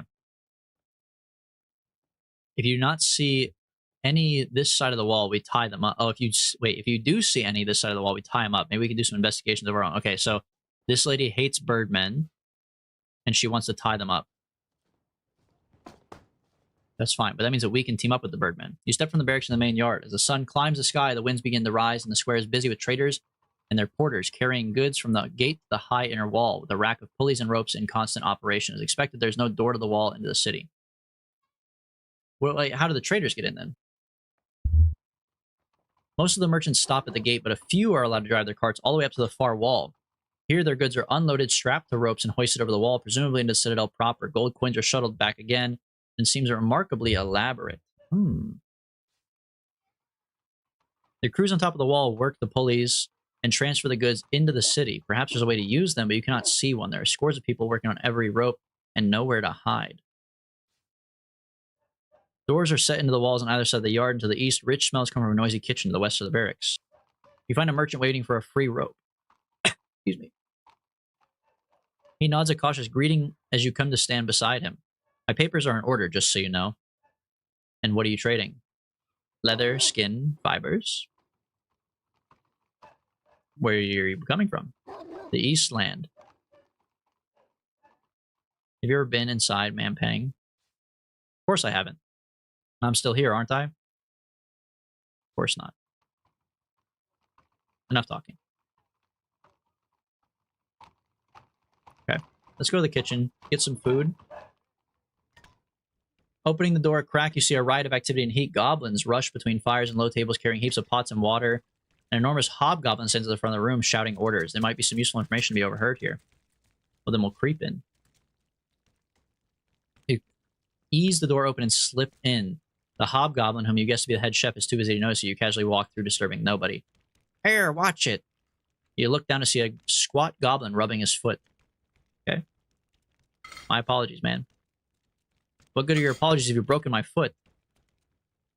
All the complaint, the head chef looks up. What's the commotion over there? Speak up.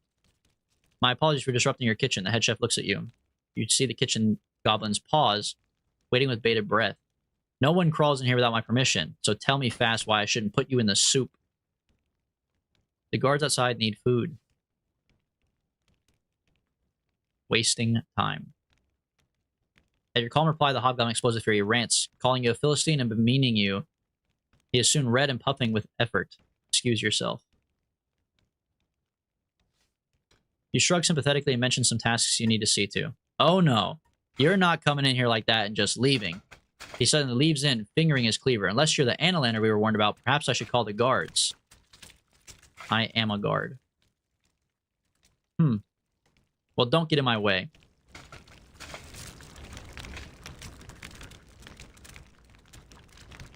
What the hell is a larder?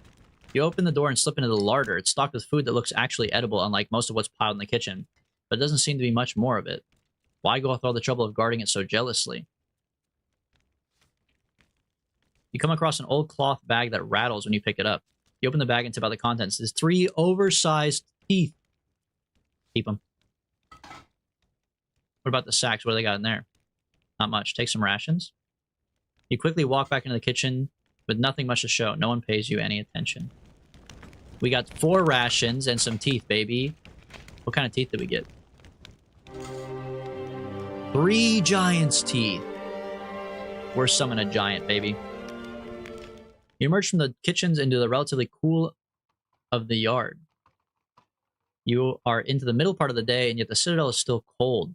Goods are being shuttled over the wall, and a few guards nod past you as they march.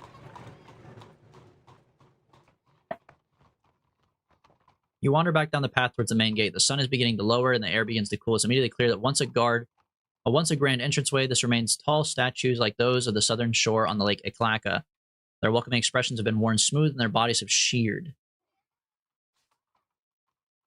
Each stands or stood at twice your height, and their arms are all outstretched at different angles and orientations, clearly in the act of crafting magic, but with each spell, it's impossible to tell what they're casting.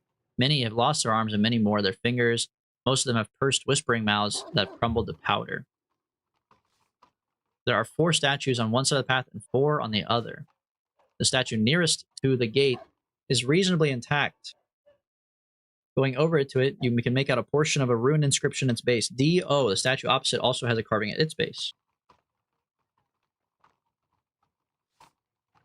On the other side, it has O.T. The next statue along from the gate, broken at the waist, and has F.A., and another one has O.K.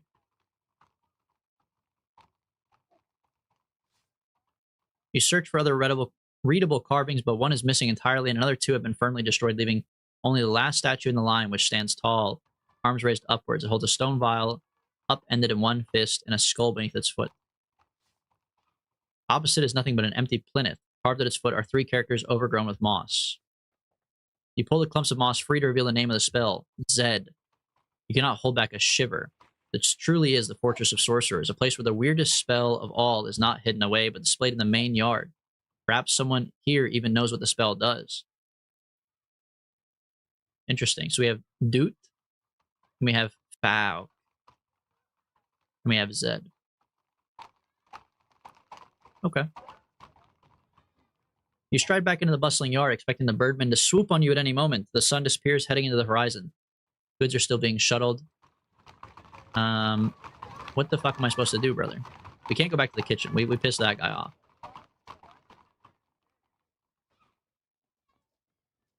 There's no one in the barracks? Inside, you find a guard, mid-sentence with fist raised. Behind her sits at a table, toying with a thing. What are you doing here? This isn't your barracks. Thank you.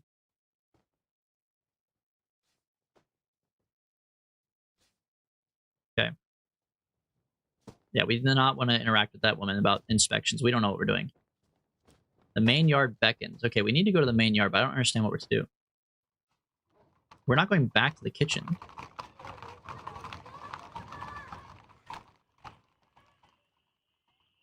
The larder door. The larder.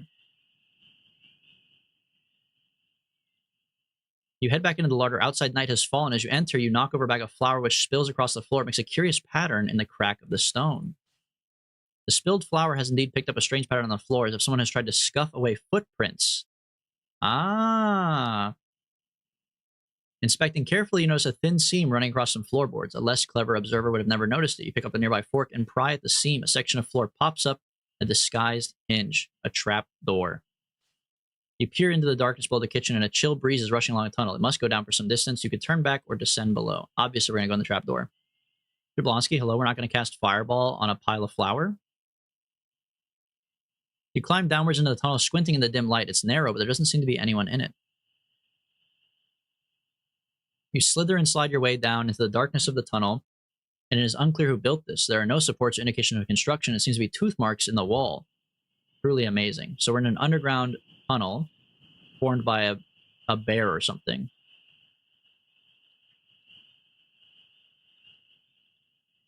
You splash onto the shallow water, and the rock walls drip with dank moss.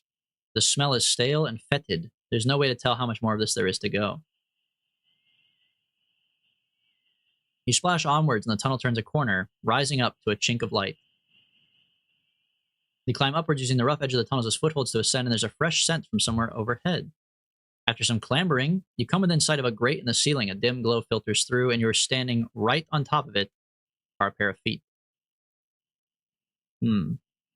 Just listen for now.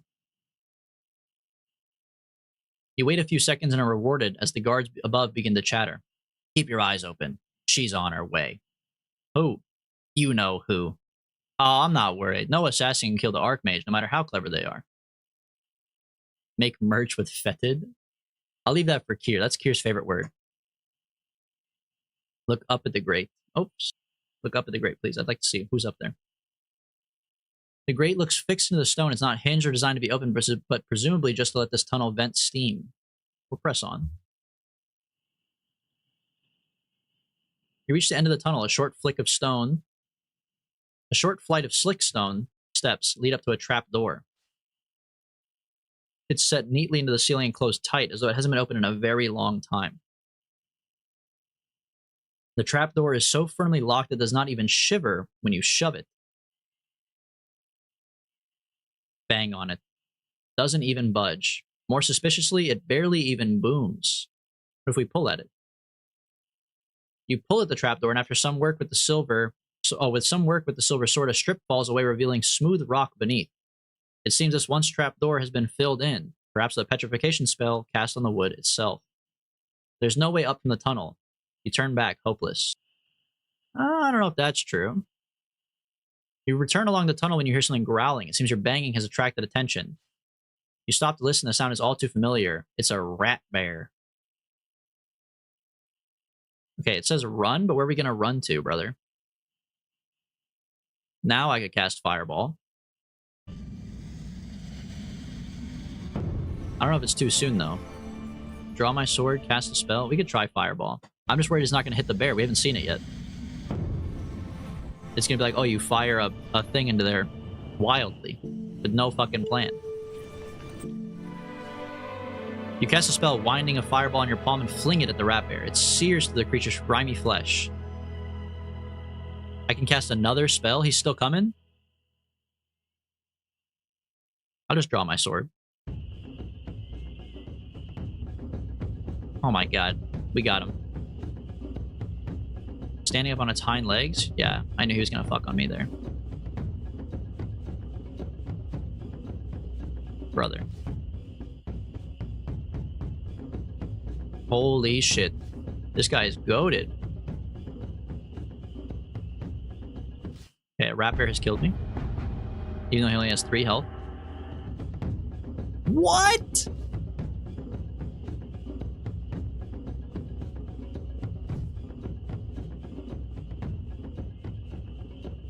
Just kill me.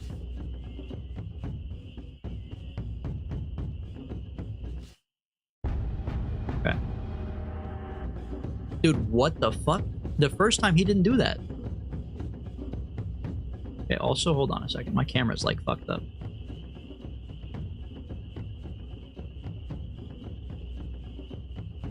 There we go. Okay, we just need to die again, apparently. This rat bear is fucking on me, man.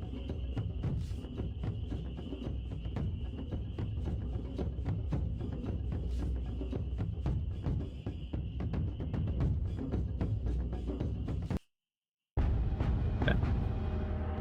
Defend, I guess, because he's going to hit me for 9, which is insane. Charge him. He's dead. God damn, bro. You're still stuck down here in the dark. Just wait a little bit. Hours pass. Then soon you hear a distant rumbling noise. What is it? Water. Ah, let's see where the water takes us. You fill your lungs and the water strikes, thumping hard into your body. The world is turned upside down. You cannot see for rising bubbles. You are only held in place by clinging onto the hole in the ceiling. As the water rises, you grab onto the grate and haul yourself upwards, fighting against the current. You keep pulling, hauling yourself towards a hatch. You struggle desperately to open the grate, but it seems firmly stuck. With your lips pressed to the bars, you gulp and grasp for mouthfuls of air, enough to stay alive, perhaps. And when the water begins to recede, you drop to the floor once more. Of course, all your water damageable possessions have been ruined, but your spellbooks are okay. Amazing. All right. Well.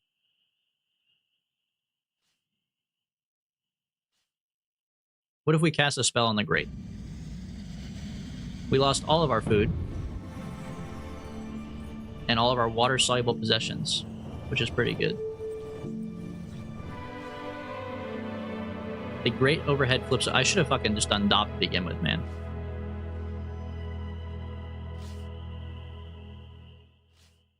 More fucking water. All right, let's get out of here. I had the right idea. I was trying to use the water to get up to the grate so I could get out, but I just did it in the wrong order. You step out of the dirt. You step out onto the dirt of Mampeng and kick the grate shut behind you. You try to shake the water from your cloak, but you're now in a narrow alleyway between two large buildings, and at the far end you can see a glimpse of some kind of plaza. The sky's already beginning to warm in the east, and you slip your way forwards. Dude, we made it inside the inner walls of Mampeng. This game really likes to drown you. Unfortunately, yes.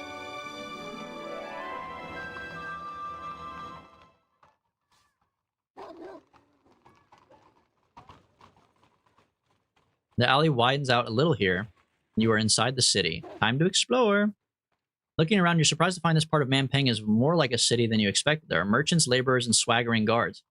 Washing hangs from hooks outside the stacked houses. Of course, there are far more wicked glares and knives tucked in the belts than ever in Kare, and suddenly you feel hooked fingers catch your arm. Flanker. No, it's a beggar.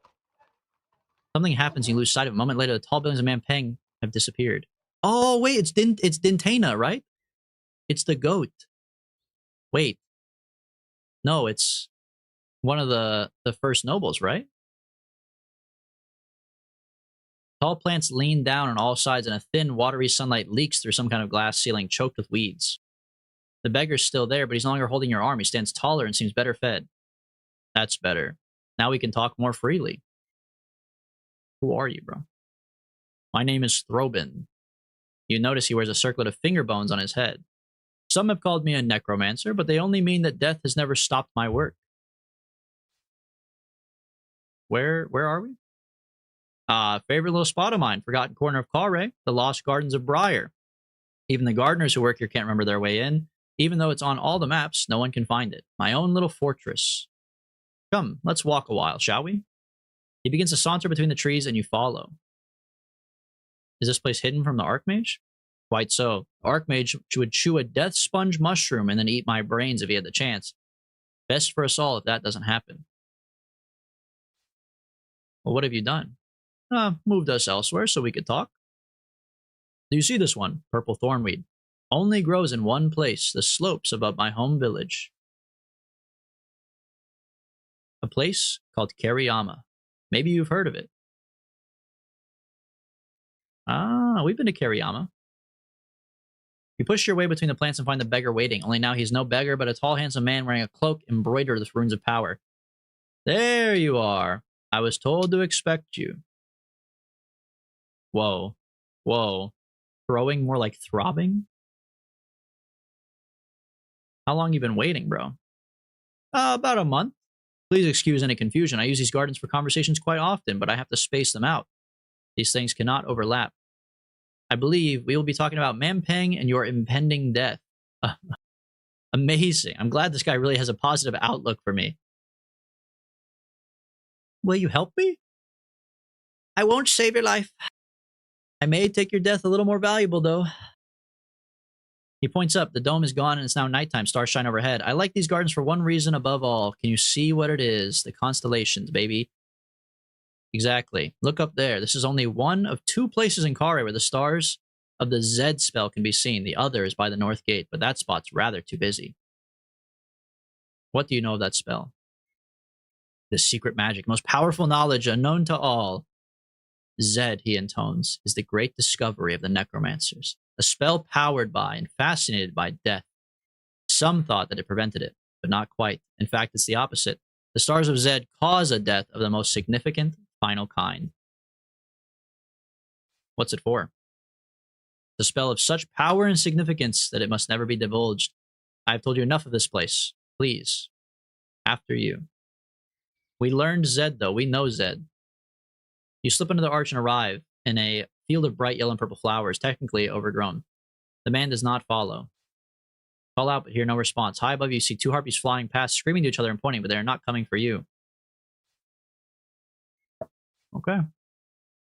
The beggar has abandoned you. You turn back, following the path between the leading trees. To your relief, the beggar's here once more. He looks now older than ever. Now you understand, he hisses. Now you see why you have to die.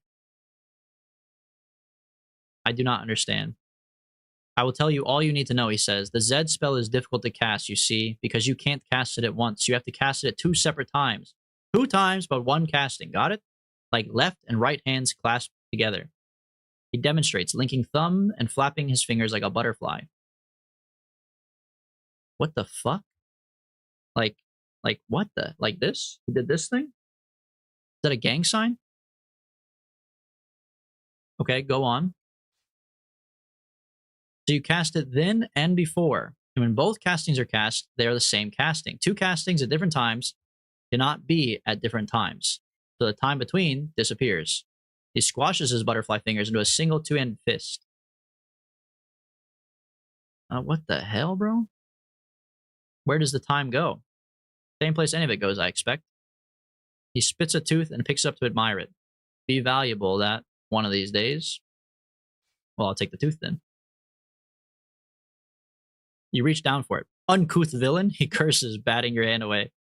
We'd best be getting on. We don't want you coming back here until you finally die. Sure. I'm just glad he didn't fucking kill me, because I think I fucked with the interaction a little bit. I tried to steal his teeth, and I did not leave when he said to leave. There you are again, smiles the beggar, who is now back as he began. He lifts a crooked finger. Not a word. There are spies everywhere. One last thing to do. Draw your sword. You obediently draw your blade. Throbin beams with glee, and then before you can stop him, he runs himself deep onto your blade. That's crazy, bro. For the ghosts of the Backlands, I curse you with this, he whispers, and there's fury in his eyes. In the last moments, you see him burl up his arms, creating some kind of incantation, and a terrible force builds around his body, but then seems to only half explode. You are caught at the moment of detonation. I don't understand. You feel stronger. Oh. The goat. And then I just lost 4 health, bro. You look around, still disoriented, and there's no sign of the beggar. The narrow alley mouth now opens, and it must be morning. You awake and are weaker for it. Motherfucker, bro. So hold on. We met a necromancer who taught us a spell of death that has to be cast as 2 butterflies with 1 stone. And then he killed himself on our blade to curse us forever. After saying he would help us. Truly amazing. Truly amazing stuff going on here.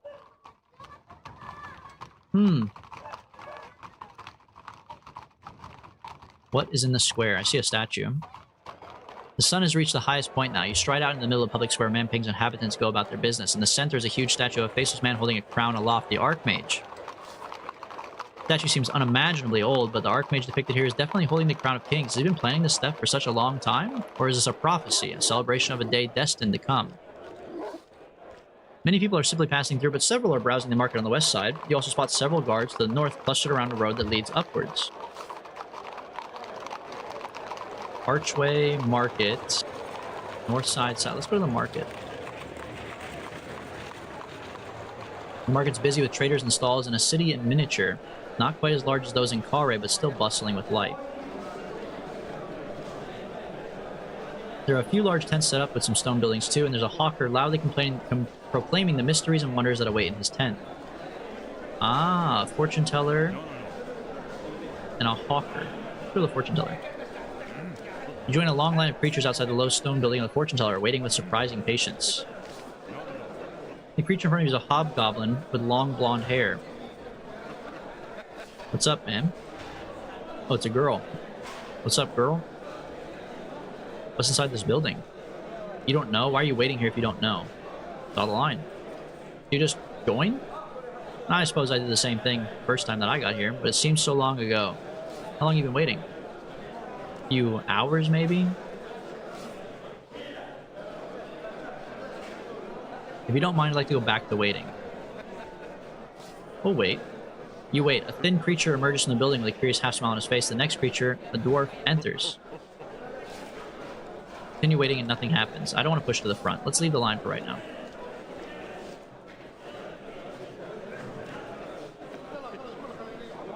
The creatures who have joined behind you hurry forward to fill your space, and as they do, you see it is the thin creature whom you saw coming out of the building. He has rejoined the line directly behind you. What thin creature? Didn't you just go in? Yes. So why are you lining up again? Haven't you been inside yourself? Yeah. You'll understand once you've been inside. YD explains it better than I could. How many times have you been inside? This was my 15th visit. Every time the future becomes a little clearer. I see real potential now. I could be almost anything. I'm almost giddy with excitement, but I have to wait. What'd they tell you? It's too personal to share. Besides, without knowing the answers to previous questions, you wouldn't understand. What will you do with your answer? Who's my next question? I'm getting close to my true calling now. I can feel it. Yeah, okay, that's definitely a scam, my friend. But that's okay, you know? Everyone needs their thing. You walk by the hawker who's plying her trade to the crowd. Examine the wondrous stone of secrets. This is a discerning patron of the weird and wonderful. Will she enter and experience the mysteries that even our best magical knowledge cannot explain? What is it? She puffs herself up. The Stone of Secrets is an incredibly rare artifact discovered deep within a lost cave many moons ago. It's the only stone in the world which can speak and is not powered by magic, but instead a strange alien force unique to the old world. The greatest magicians of our age have examined it and walked away confounded.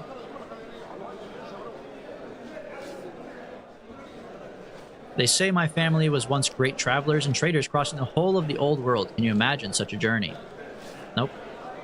Indeed, it's a journey beyond all imagining, especially for one without, if I might say, the traveler's blood. He taps the stone. My tale, but the tales my stone could tell you now. How much to listen to the stone, huh? You may enter for an astonishingly small piece of, or sum of 2 gold pieces. What a bargain, what a steal. Only 2 gold pieces for an entertaining, enlightening, life-changing experience. For a rock. I think I'm not interested. Friend, you're making a dreary mistake. What are 2 gold pieces compared to the mysteries of the ages? I'm okay.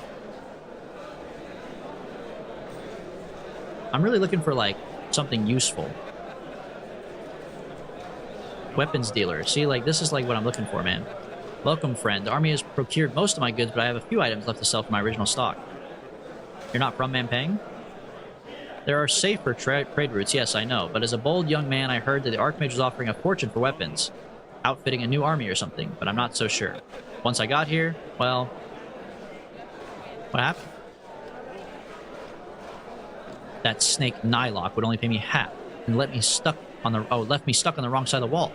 But what could I do? If I tried to leave, some birdman would have no doubt swooped down, and that would have been the end of it. At least I'm in a state to appreciate my poverty. But what can I do for you? Who's Nylock? The Archmage's official merchant. She handles all the trade from Mampang. But the fortress, the guard encampment around the tower. I suppose she's now chiefly interested in outfitting the army. An army? Indeed, though I couldn't tell you who they're supposed to be fighting. Everyone outside the walls is now dead, or so they say. Now, are you going to buy something, or just talk like my Cladaman's grandmother? I have this broadsword, which I can let go for 15 gold pieces. And the best sword in my possession is this cutlass for 600.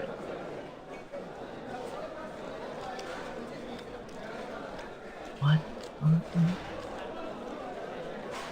Your prices are very expensive, my friend. The broadsword would be nice.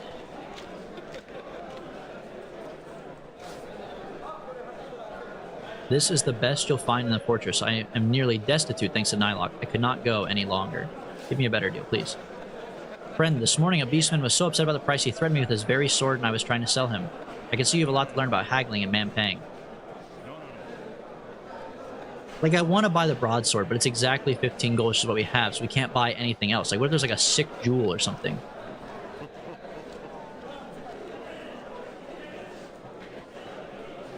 Can I come back here, maybe?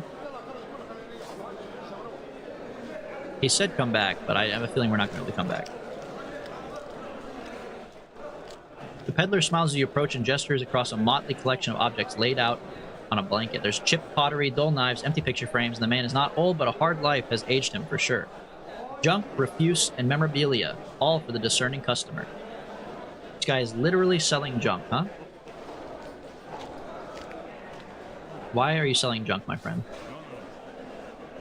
He cackles. Oh, you know, another person's treasure, right?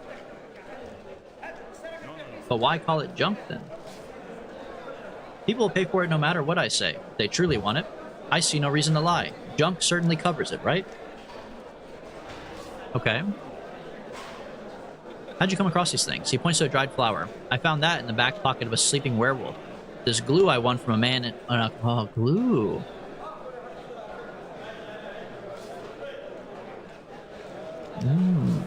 We do want the glue. 24 gold pieces. A brass pendulum. 48. Oh my god, bro. Gold-backed mirror.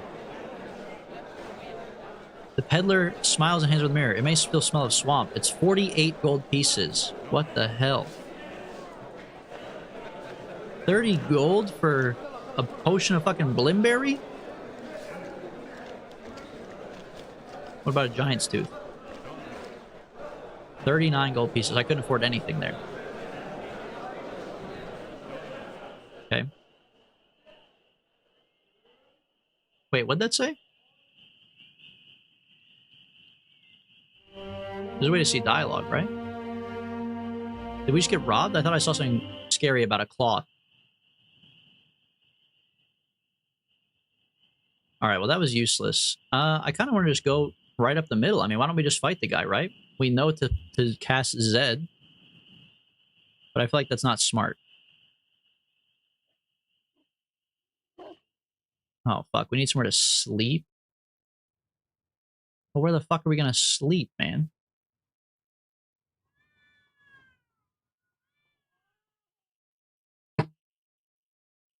You walk west out of the square following a wide road. It passes by a large gate and the moon moves slowly across the dark sky. Before you is a stone facade that stretches the length of the street. It seems to be closed for the night.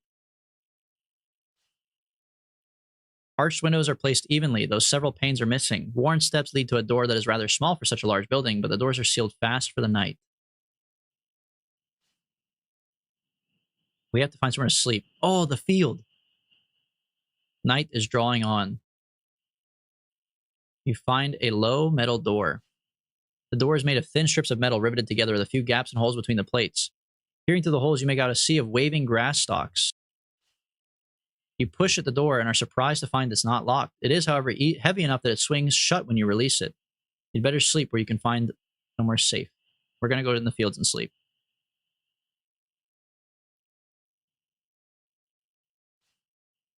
You look over the door. It's solid but seems in good repair as though frequently used. It does not appear to be locked. We need to sleep in this barn over here. As you walk through the long grass, something large slithers over your foot. Hopping back, you see a large snake. You back away from the snake, and the stalks close around you. Where did it go? You stride onwards through the field of wheat. The spire stands in front of you as high as an ancient tree, but impossibly thin. How can it stay upright? At the base is just an opening large enough to center. The spire is built from tiny stacked stones and a low pointed tower and is clearly old, somewhat poorly maintained, and there's a low door at its base, though it hardly seems large enough for a person to enter. You could venture inside the dim space within the narrow spire, but it seems to provide a safe shelter for now. Weak moonlight filters in from above, but the ceiling is shrouded from view. There's no floor, but the grass underfoot is pale and short. At the center of the room is a small shrine, a cut stump of wood in which stands a tiny clay idol. You find nothing but a rotten ladder with most of its rungs missing. What's the shrine look like? A hefty tree stump that's been carried here, carefully cut and sanded. The idol is an unpainted clay. Pray at the shrine, please. The earth shifts slightly as Gorilla recoils from the presence in the narrow room. Words are coming unbidden to your mind. Whisper the words, maybe? You murmur the words in your mind and they grow thicker and faster, turning from trickle to torrent. There are prayers for suffering, for safety, for rain, for sun, for dry lands, but there are words for a ruined world and the words for a breaking bud. These are tumbling seasons and birds in flight and stars in the sky. The spire in which you stand seems to extend in height, as though its tip touched the sky and its base lay at the center of the world. Is it bad if we keep on praying? You murmur onwards, but despite the extent of the space your prayers have created, no voice enters it. No voice replies. The place is empty. Your words dry up, spent. As the earth shifts again, the spire is once more silent. Wordlessly, the gorilla moves away from you. In this place, there is nothing, only silence. Your sleep is not without interruption. At the dead of night, you are stirred by a bright light playing on your eyes. You roll over and shield your face, ignoring whatever pagan magic might be occurring. I didn't mean to do that, but that's alright. Dude, we gained some maximum stamina, searched the wheat fields, and we're cursed with the Zed spell. Wait, we were cursed with the Zed spell? You attempt to scale the ladder, but there are too few handholds. I kind of expected that. Can Glorilla come back to me? I'm kind of sad that I lost my girl. You pace on through the tall swaying stems. The stalks nearby shiver, and the snake you saw earlier bursts up. You twist away as it rears up and goes for your neck, and your blade is out before it can disappear again as you track it with your hawk eyes. You fought larger serpents than this one before.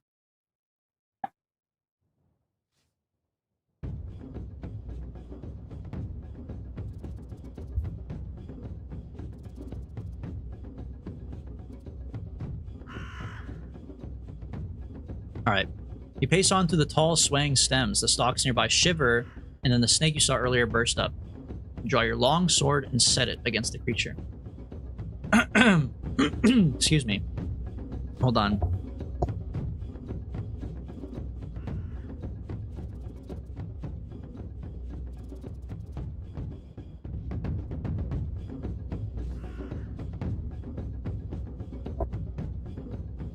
Dude, can we get a break? What the hell?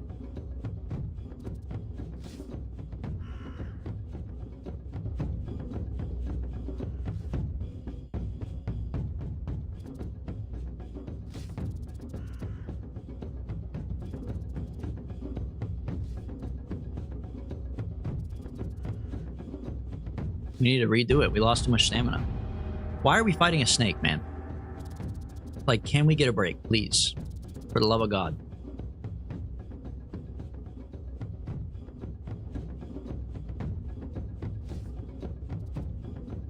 It slides away hissing. It's going to attack us.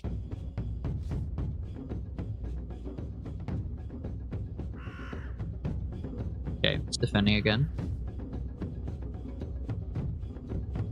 We got him. We got him. That's fine. One stamina loss, we can do that. Unshakable gloom about this place. Let's leave then.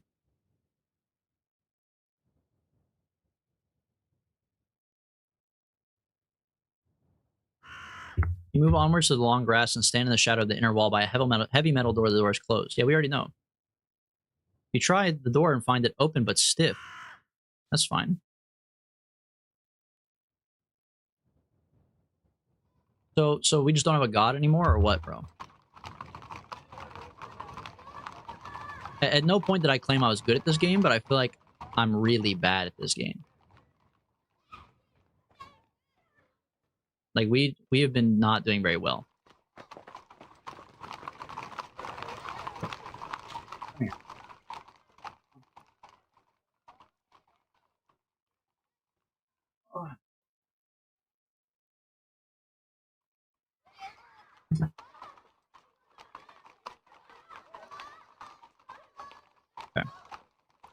You catch a scent of grain as you pass a house. As you turn a slight corner, you spy 3 guards walking towards you, one dressed in the finery of a captain. Distracted by conversation, they've yet to spot you. We will be turning around. You turn, hunching to shield your profile. The whole fortress is on the lookout for you. The guards nod to you as they pass by, but pay you no more notice. Thank God. We have to go in the warehouse because there's grain in here, right? You search around in the straw to see if there's anything that has been left behind. What a stroke of luck. You head for the door once again. Oh, you find a cloth skull cap. Let's go.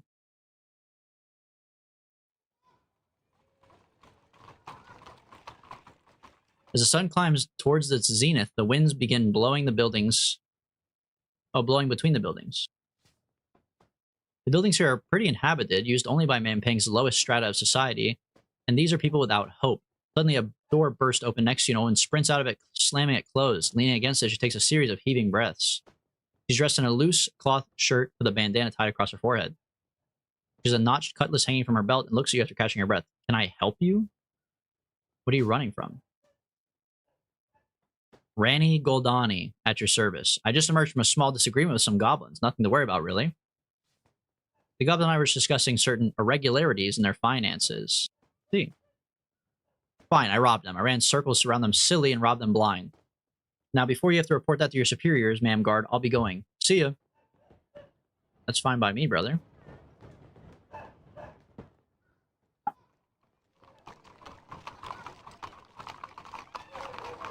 I just want to see what's over here in this, like, area with these things.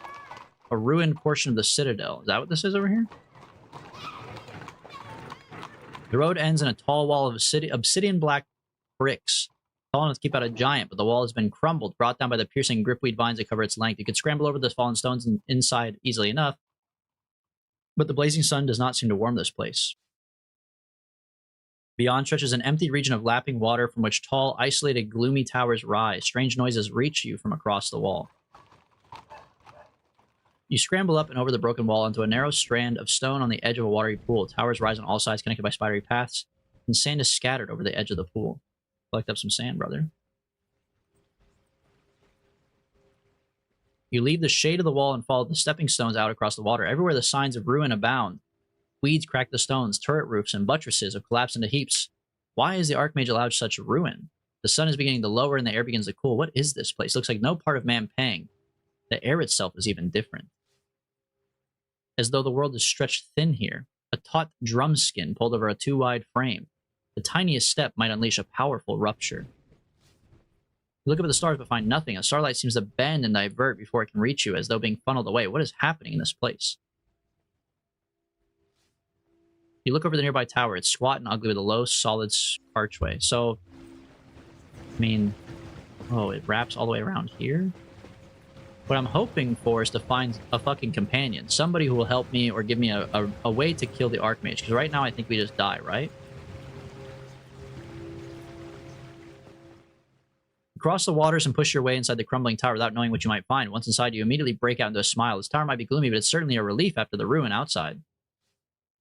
You have a quick peek around the room, this way and that, curiously dark, but you pay special attention to the corners, hoping to find something interesting, a colorful spider, or maybe some juicy moss. You don't see anything, and after a while you start to feel a little bit let down. But the atmosphere of this place seems genuinely good for you. What a charming place. Amazing. Look over the doors. There's one behind you and one in front of you, but when you try to count them, you can't quite manage it. Probably because turning to look at one means the other is behind, so you can't see it anymore. You can hardly count something you can't see, after all. You decide to drop down on all fours quite merrily. There's no kind of place to sleep, but it's a great place to cross your legs. Try crossing them one way and then the other, but neither is really comfortable, and you're forced to stand up once more. There's something wrong with the floor. You pause where you stand to regard the cracks in the flagstones underfoot. You trace them this way and that. They form loops, branches, and then rejoin, and you realize after some time, it's as though the stones are all fitted together. After tracing a crack for several minutes, you only have it disappear under your own boot and look up once more.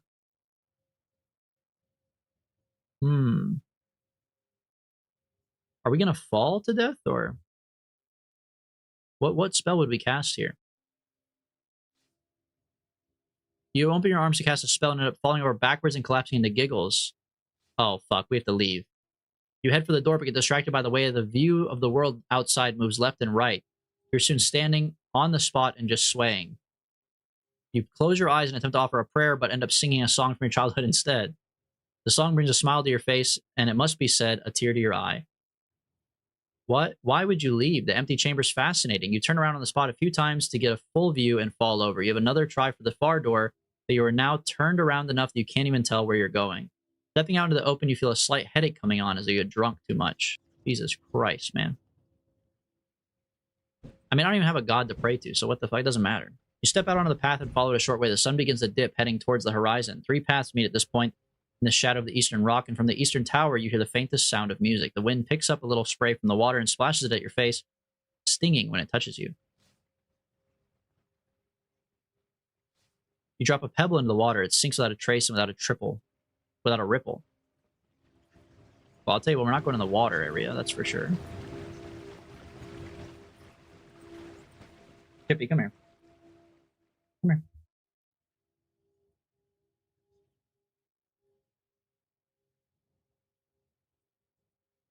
Chippy, come here. But, oh. You enter the next tower nervously. The chamber is large, circular, and peppered with dark alcoves. The floor is pure marble, and as are the walls. Pippin, what are you doing?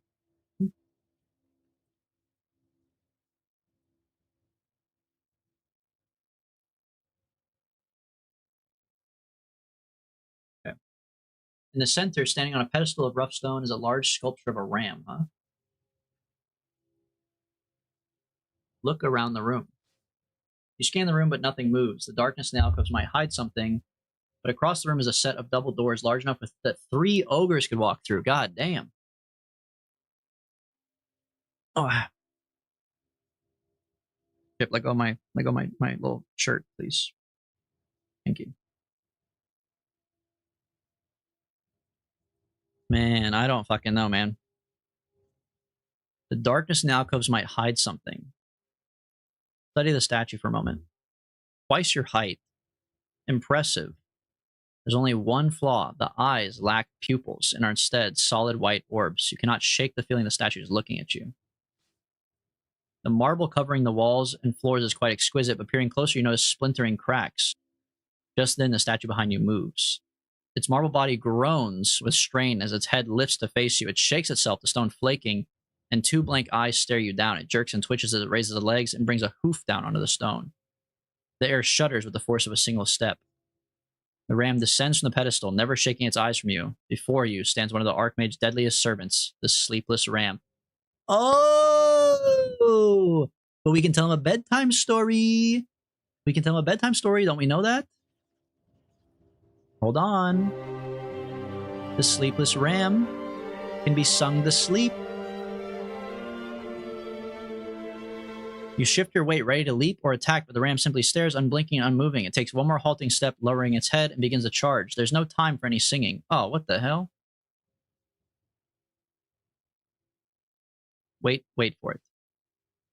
You hold your nerve as the creature pounds closer.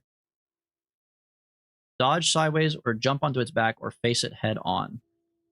I think we want to face it head on. You stare down the ram, feet wide apart, trusting in your robust constitution. It slams into you like a landslide and you're thrown backwards. Dazed on the ground, you hear the thunderous steps as the creature turns. This is now a fight for your life. Sing it, baby! You know the ram can be sung to sleep, but as you ready yourself to try, you realize Dintana never mentioned what song to sing. Perhaps it's just music in general? A lullaby. He's a little baby. We have to do a lullaby. Facing the ram, you sing a soothing lullaby, but the creature doesn't really care for the tune and charges, knocking you down. Okay, what about the chant of the monks of F? Voice wavering, you try to sing the strange wordless chant you overheard in the monastery of F as best as you can. The song does not put the ram to sleep, but rather causes it to charge straight at you. Okay. What about Slang O Slang? Alright, it has to be Wizards 3, right? You sing weakly the song you sang as you climb the steps into High Zaman just as before. The cheerful words seem foolish and quickly die in your throat. The ram charges. The song has not worked and you're running out of songs, not to mention the bravery required to sing them. What the fuck, bro? You can't sing to his ass? Can we do jig?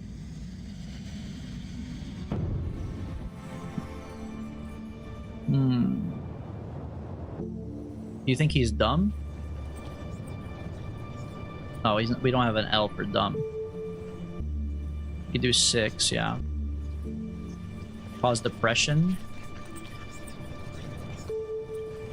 We don't need a wall. I mean, 6 would let us escape at least, but... Cause slowness. We could slow down the ram, and then try singing to him, maybe. I want to befriend him. I don't want to kill him.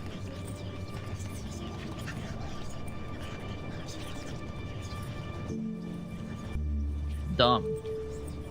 That's not gonna work.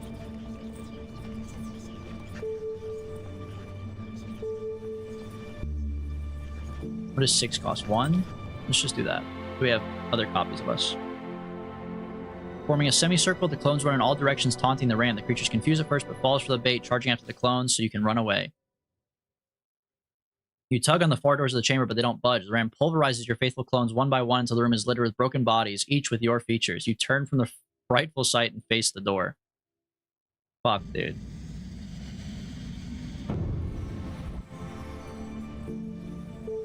Unlock this bitch.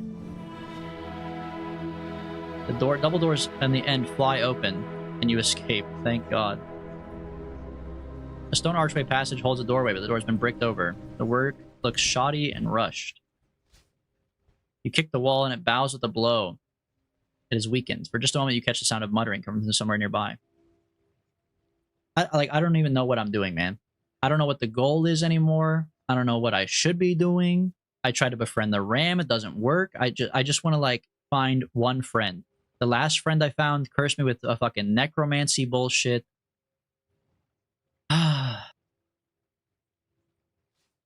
You press your ear to a gap in the mortar and hear grunting, scratching, and the tearing of flesh. There's a thump.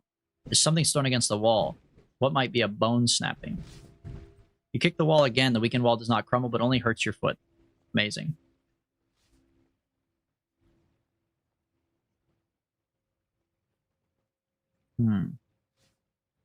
You push against the weakened spot in the wall where you scraped away the mortar and it gives way. The brick crumbles inwards, leaving a choking cloud of dust. A moment later, two goblins squeeze through the hole in the wall, knocking you to the ground in their haste. It seems they were bricked up inside the tower.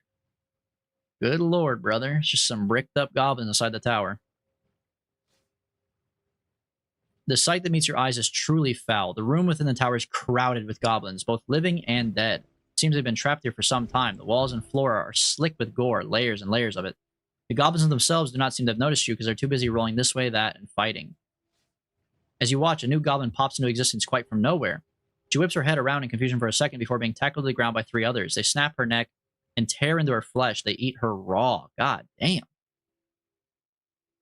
The scenes are repeated at a later moment in that part of the room, and there are clumps of hair and teeth littering the corners. Well, I want to go in here and make a difference. You step into the chamber, and the smell is worse than you could have imagined. A few of the goblins look up from their rampant cannibalism to stare at you with slack-jawed expressions. How long have they been stuck here? There is definitely another door.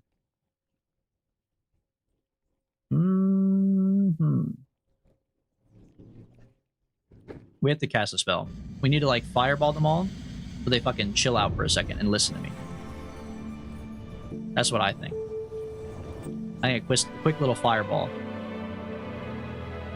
Consulting the constellations above, you bind the spell, create a ball of flame between your hands, and sling it into the middle of the group of goblins to an explosive effect. The room is flooded with the smell of charred meat, and the remaining goblins are distracted as they begin to devour their cooked fellows.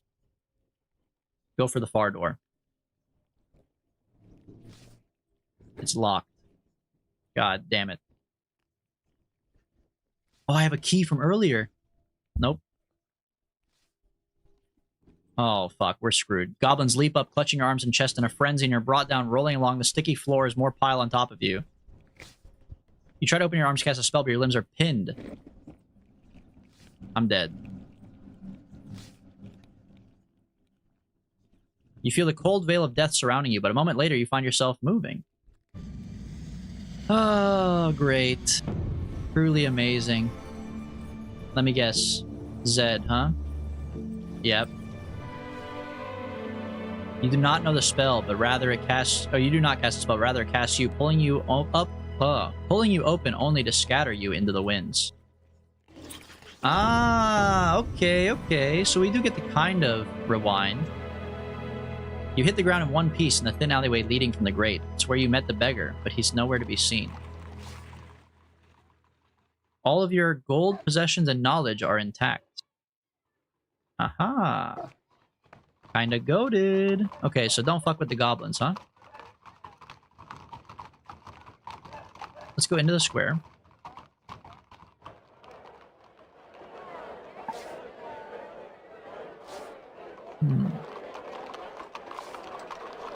Okay, so we explored the left side. Not much going on there. We could explore the right side. But I'm not sure that we need to. We could just go right up the middle and just fight the guy. I think we should just do that, right? We go to the market. Okay, hear me out. Go to the market. We still lost our god, which is pretty bad. We buy the broadsword from the guy.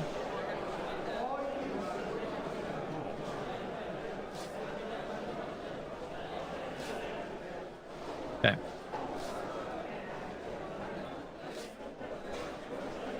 Check our bag. How good is that shit?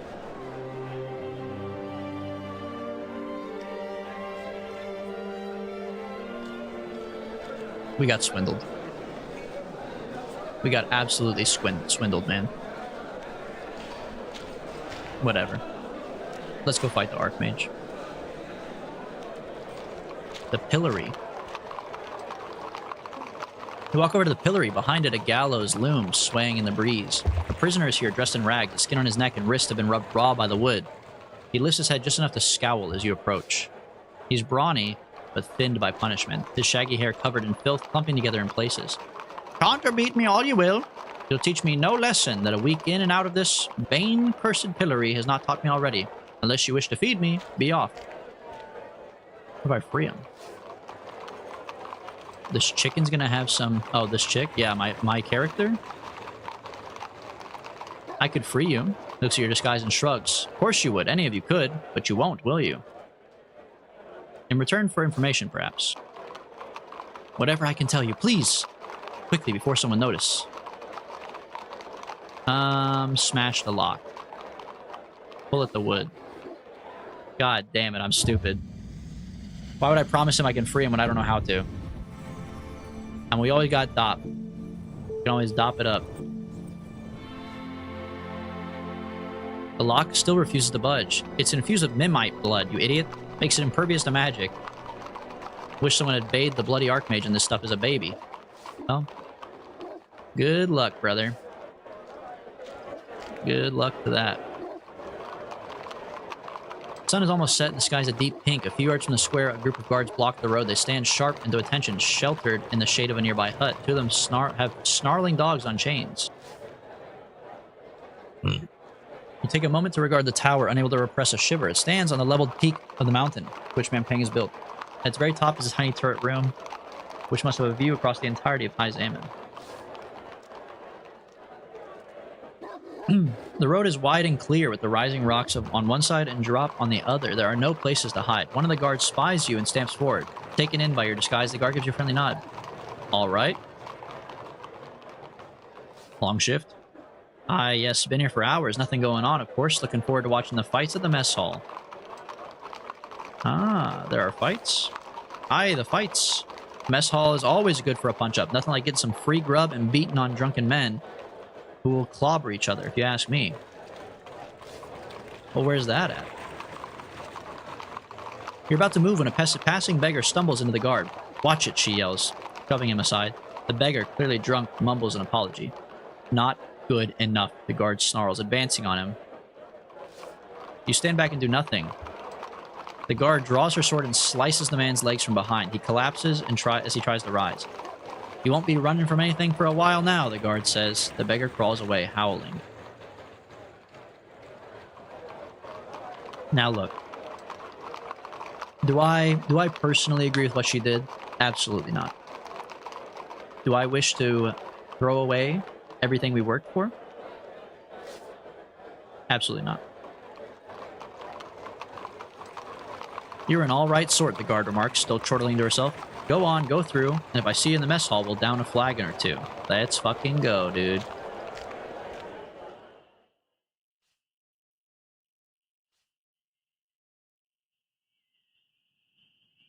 We need a mess hall.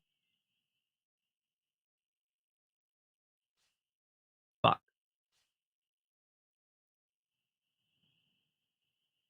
You pick yourself up and stand in a narrow alleyway, the walls high on both sides. The feel is suddenly that of a fortress, tightly managed and harsh, growing like a fungus on the outside of the central tower.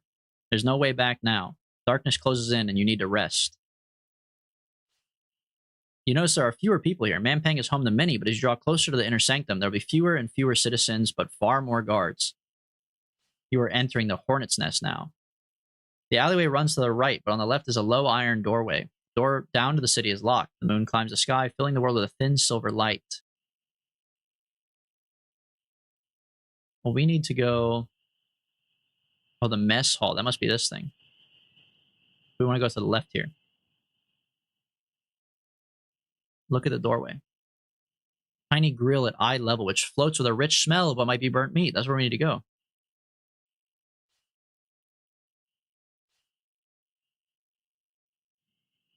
Yes, the low door. The moon moves slowly across the dark sky, and you stand by a solid metal door set into the stone wall. You don't fancy your chances of breaking it down. Look through the grill, please. A moment later, someone pokes it with a finger. You stagger back. Who's that? I'm from the guard. Oh, finally. I hope you have someone new for me. It's been rather boring lately. Remember to stay to the left. You hear the grinding of machinery and a click as the door swings open. A short wide corridor is in front of you. Walk forward. And stay to the left. Don't be an idiot.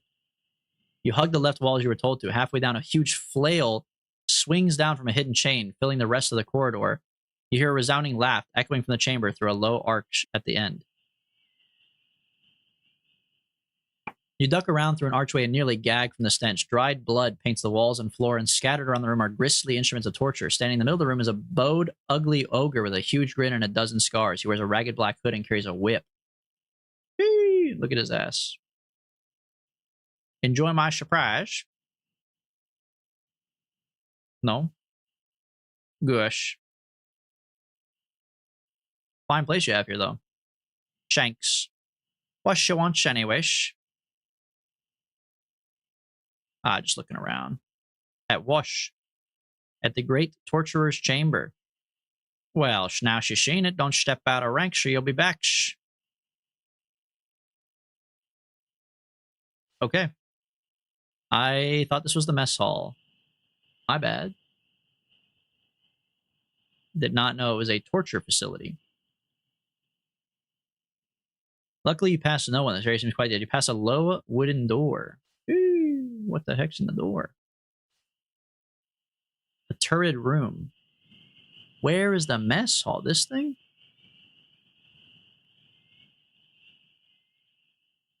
The stone walls form a cool, quiet place. Look around. This was clearly someone's quarters once, but they have since long cleared out, leaving nothing behind but a dent in the straw that lines the walls. You look through the straw and pull your hand back sharply as something bites you. You look down at your fingers, see two large red welts growing on your forearm. This is a rat bite, then so be it. But if it's a spider, it can be quite serious. Stab the straw with my sword. A yellow striped snake slithers out and darts away. Amazing.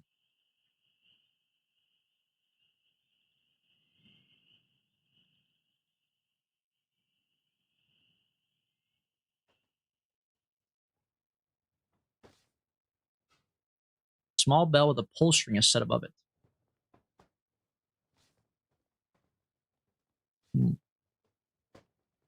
Please be a mess hall. That's all I'm looking for now. Please be a mess hall, bro. The mutant's room. That sounds bad. Alright, during the past day, you've become weak, losing a maximum stamina of 1, losing 15 gold, dying, and found no clues. Amazing stuff, man. You discover everything in the room is tiny. Chairs at knee height, a 3-foot-long bed, and ceiling to match. Precariously sitting in one of the chairs is either a very small ogre or a hairless, ugly dwarf. What's up, man? Well, come to laugh, you guards are all the same. Why would I laugh? I'm not stupid, you know. People think I am, but I'm not. You notice how disproportionate the creature is. It's far too large for the tiny furniture. Even though it is small, the room appears designed to make it seem like a giant. I'm not going to laugh at you, man. Why not? Why would I? Who are you? Nibdum. I'm here because the Archmage finds my condition amusing. What's your condition, my friend? I'm a mutant, a failed experiment. The Archmage was trying to cross ogres and dwarves. He wanted something strong and loyal as an ogre, but small enough to fit into the mines. So why are you here? It didn't work. I'm the last, I think. Archmage keeps me around to cheer himself up, his little joke. The passage outside ends in the door. Just walk through. You're a guard, aren't you? I'm like a favorite plant to him. I can't do anything. Whether he stops to water me or prune me is up to him. I need to sleep, man. All right, the alley ends in a doorway, which we're allowed to go in, apparently. Look at the iron door. The large slab guarded by 2 birdmen. They have seen you, but have yet to react. This door must lead into the inner fortress proper. And the narrow door, you hear murmurs. See a low table scattered with feathers. Ooh. Okay. I would love to sleep anywhere. You nod at the guard at the end of the passage and swing open the door. The chamber you enter is rough and as though carved from a spur of rock. The ceiling's open to the stars. But as you enter, 3 birdmen look up from their dice game, staring at you intently. You're reminded of an Analan phrase. Hiding from snaticats in a strangle bush. Hello, my good friends. I'll be leaving now.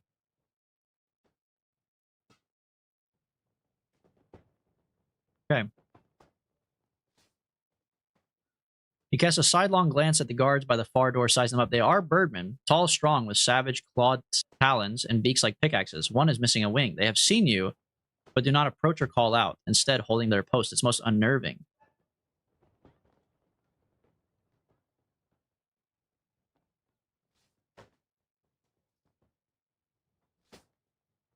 Okay, we need to pass. I am the ambassador from Kare. We did hear an ambassador's coming through. Tell me this then. Who do you represent? Vic for First Noble. That's right, isn't it? She asked her companion. I suppose you can enter. Go. Let's go. Not so fast. Ambassadors have deep pockets, I'm told. Don't even think about it, she says. You shift yourself, so you are standing next to the birdmaid. A bribe. Is man Pang so corrupt? He waves you off. I need to get by. You both keep your mouths shut. He shoves the birdmaid back, and the birdmaid leaps. The 2 grapple, slashing each other with their talons. The birdman suffers a deep gash, but manages a lucky strike that knocks her out. Then he turns to you. What are you looking at? Nothing. 40 gold pieces. Brother.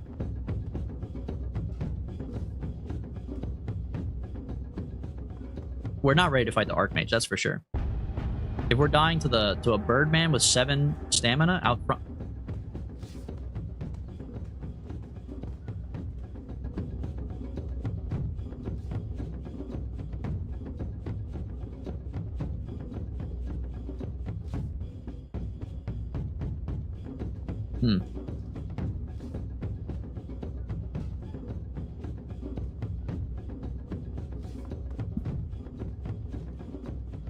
Oh, we could have done it, maybe. I don't know if we had 1.7 in us, though. 3 stamina lost. I think we have to do it again. We can't lose 3 stamina.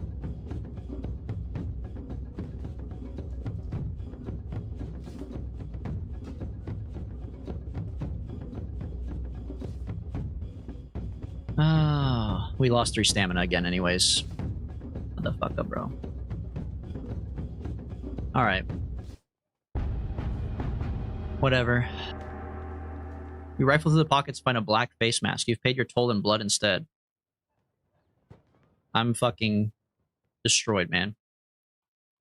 Physically, you are exhausted. I'm dead. Bro.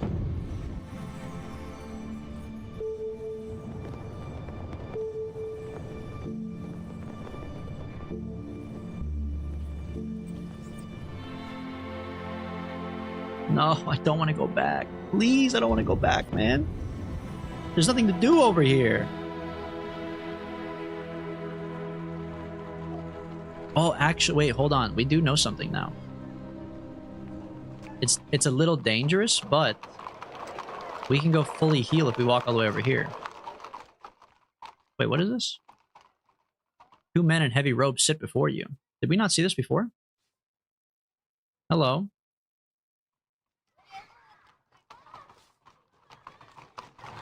Oh, to this building? Whoa, we never went in here last time. The monastery. A short flight of steps leads further into the wide, busy hall. A monk watches you with gentle interest. Welcome to our place of contemplation. You have the eyes of a lost soul. So we come here by the grace of Effie. Ah, I know the song. I know the song.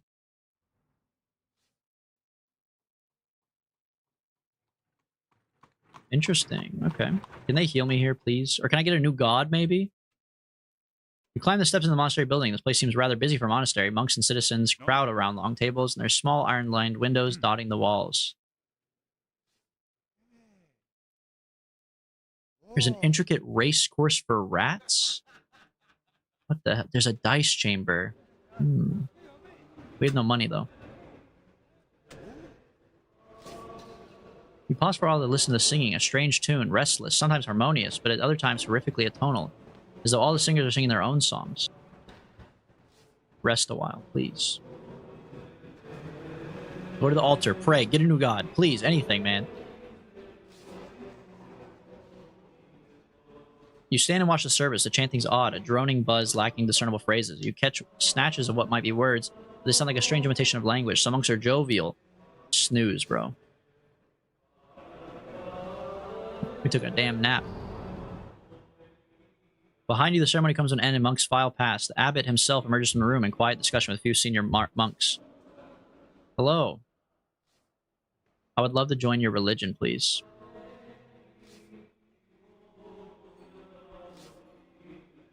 We worship Effie by taking chances. Oh, it's a gambling religion. Dude. That's pretty sick. Chance without risk is merely play. We stake money or favors in order to create risk, which in turn brings us closer to our appreciation of the goddess's nudges. So, does our goddess intrigue you? She does. Will you worship Effie with us? I will convert to Effie, please. Friends, we have someone who wishes to pledge themselves to Effie. Welcome her. The abbot himself approaches the altar at the far end, returning with 2 solid gold dice. What are we staking? Your eternal soul. Will you wager? Oh, baby. Deal. Throw the dice. You raise the dice and rattle them. They feel heavy, loaded, significant, and you throw them to the ground. The dice land heavily, one nearly rolling off the altar, and with a deep, dark laugh, the warm embrace of Effie is with you. Excellent. Welcome to the flock. Excuse me. Oh, we have one now. We're back, baby. We are so back.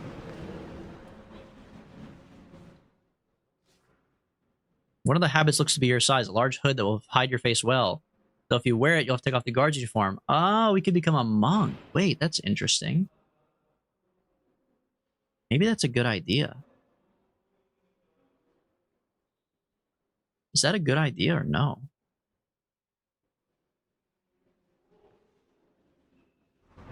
I feel like the guard outfit is still better. This might just be if you're still like an Analander. Maybe this is like a good second disguise, but to get up there, we made it up there as a guard already. Interesting. I don't think we need the outfit.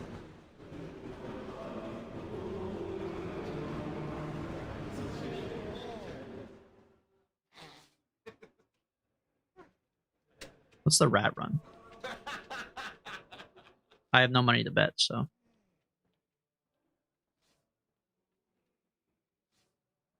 I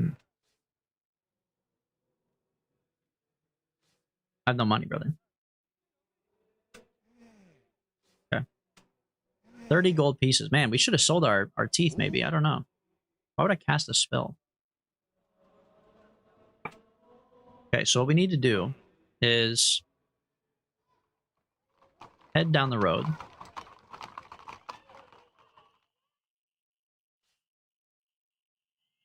Okay, I love that, like, it says I need to go to sleep. I'm not allowed back in the monastery, brother? Oh my god. Just go to sleep on the fucking floor, man.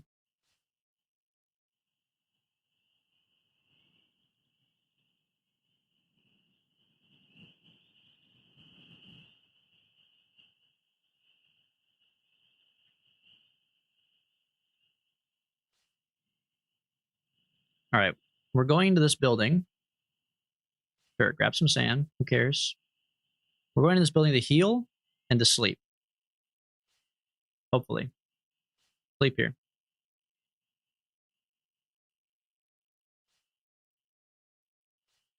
I did not realize we had 2 potions of Blimberry. I'm kind of stupid for not drinking them earlier when we had such low health.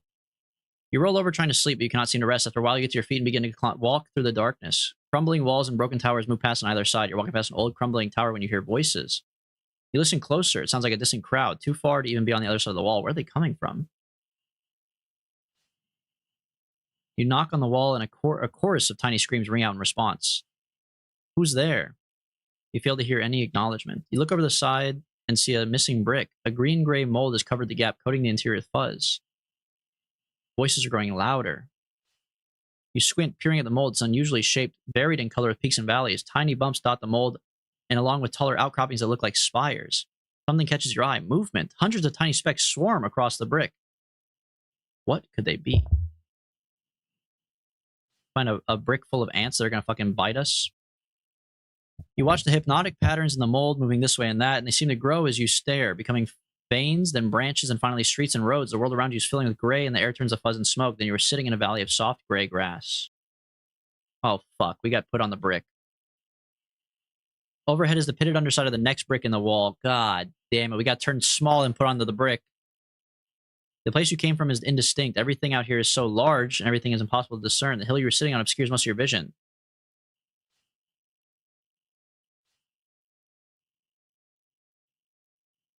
God damn it, man. You get to your feet and take in the scenery. The hills around you are a riot of greens and purples, blotches of strange growths make dancing patterns, and everything's covered in fine fuzz. You climb the hill for a better view. You now look down into another valley ringed by hills. Nestled at the foot is an extraordinary sight. Huts, maybe. A mixture of mold, meat fragments, and scraps of cloth. You could easily stay in one. There are a few dozens scattered about. And a pavilion is set up in front of a half-eaten drumstick, which is the size of a fortress. A large altar dominates. Seems you've been spotted. Creatures are clambering towards you with blobs of mold.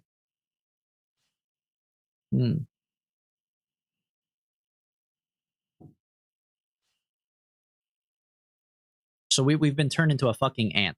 We're living on a tiny ant brick colony now. Just like the mold of the hills and huts, they're covered in a soft fuzz and squish a little when making contact with the ground. They soon reach the top of the hill. One rolls forward and begins to speak with a rough imitation of the common tongue. Its voice sounds like a bag of pebbles. Welcome to Gillis. This is our home. We've been summoned by Muker's magic. Would you come down to the village? Who's Muker? The leader of Brack, an original ancestor of my people. Sure. You'll notice most do not speak our tongue. I myself only learned them through careful study of passing thunderstorms. You follow them to a village built on thousands of levels and thousands of directions, made of spindles and spires and webbed threads. The creatures gather around you, pawing at your body, your clothing, your possessions, fascinated, appalled, and uninhibited? Who are you? We're the memories of this place. This place is too old, and yet it lives. They try to feed you the rotten meat around which their village is built. One tries to caress you with tendrils pushed deep up your nostrils. You choke violently. Sleep is not going to heal me. Amazing. All right, we're going to go in the tower. We're going to heal. Back to full health.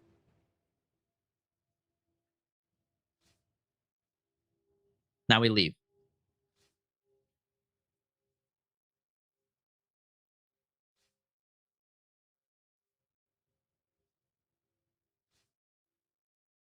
Okay. We have our health back. We have a god. We are ready to go back to the regular world. Now we push straight to the guy's castle.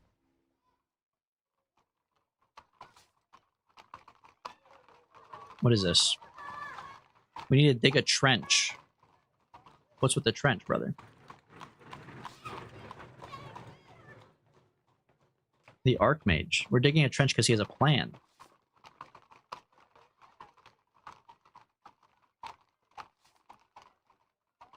Okay. I'm not interested. Not interested in any trenches. I'm not interested in any bullshit. I'm not interested in the metal door.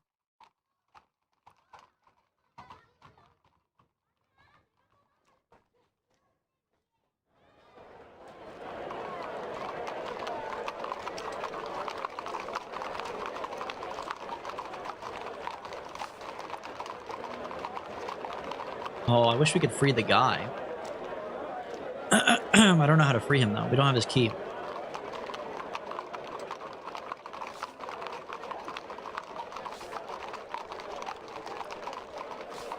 We did this before.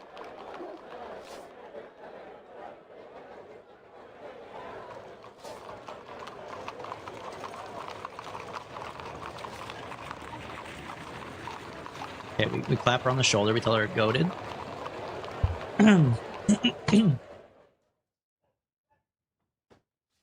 And we do not have $40, so we have to fight the bitch-ass harpy again.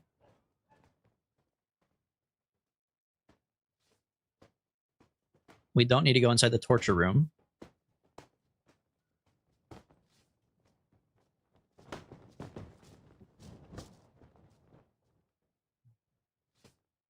We don't need to talk to the mutant man.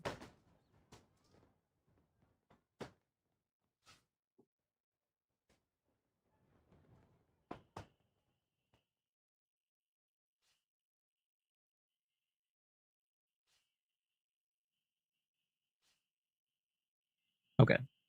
Now we go in. They stiffen. What do you want? I need to pass. I'm an ambassador from Kare, known as Vic the First Noble. We do not do any sort of bribery.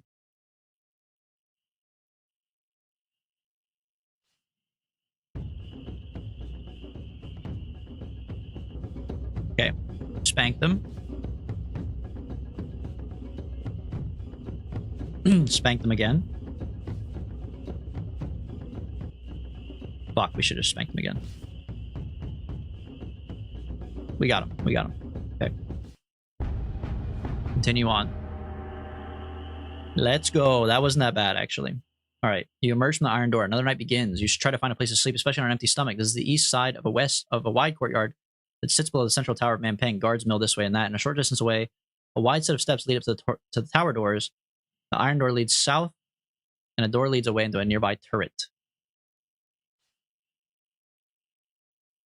You crane your neck to look up at the inner tower. The very top is hidden from sight by the lower floors. And despite the impressive doors at the top, no one goes in or out. And the turret is the office of the commander of the guard, locked up for the night. I cannot sleep on the floor, brother.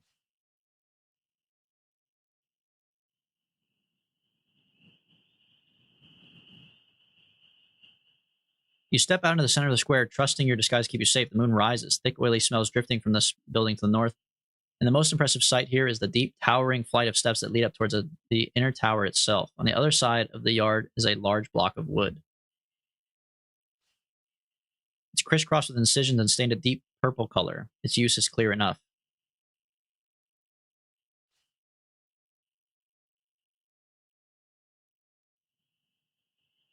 The mess hall! That's what I was looking for. Yeah! It's closed for the night. Awesome. I guess we'll just sleep out in the fucking open.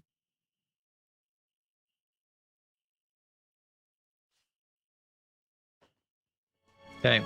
No clues. We did absolutely nothing that day.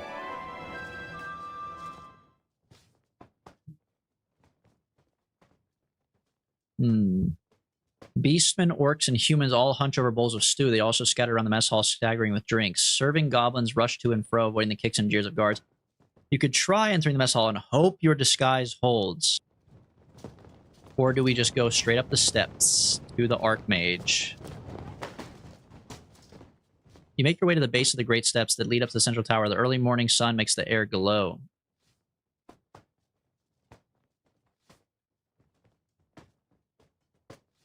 I think we just send it, man. I really don't know what we could possibly learn to defeat the Archmage that we don't already know. The tower looms above you like never before. Each step is carved with a word in the oldest tongue, spelling a message for those who approach from the deep heart of Mampang. Oops, read the message, please. Those who climb must comprehend, enter, or else ne'er descend. They're the same viewed from either direction. They're an ambigram. Amazing.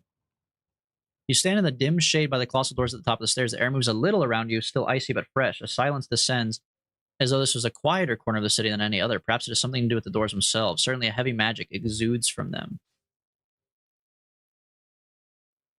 Someone has left a pack here by the door. Perhaps someone else tried to open these doors once. The pack lies discarded just to the side and is a little charred.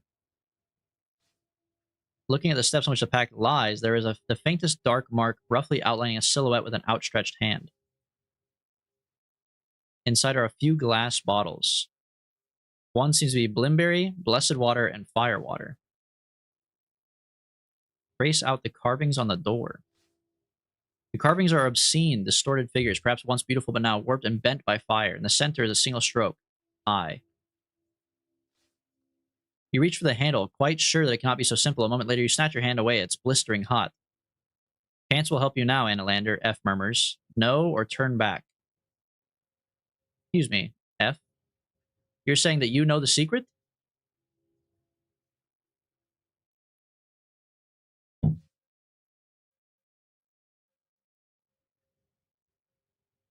Oh, Chance will not help you now.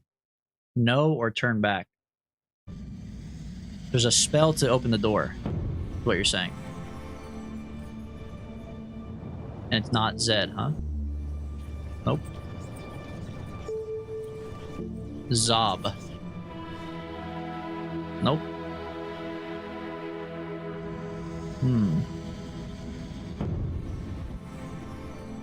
What about G? No, a goblin's not going to help me. Hot is not going to help me. Wait, actually, what about how? Oh, what the hell? How? You bind the starlight and shape around you. Familiar voice tells you there's a fire inside the door handle. It cannot be quenched. The fire's magic can only become overcome with more magic. With that, the spell fades. What magic would put out a fire? Is the question, right? What magic would put out a fire? Mud? Oh, protection from magic, of course.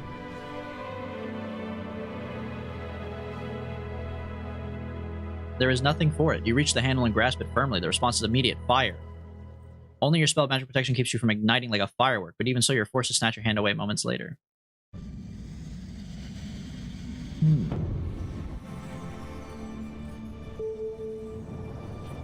He's got us on the back ropes here. Doc will just heal us.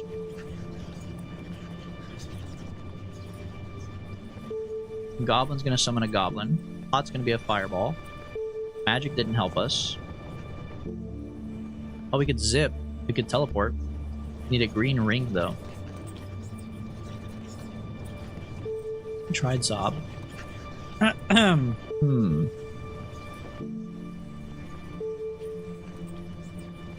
think we're fucked, man. We don't know the thing. There's a secret entering the door you've not uncovered yet.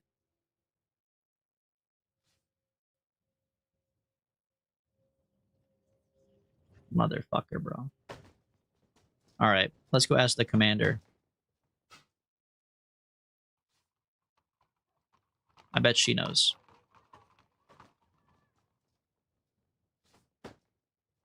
Prove it.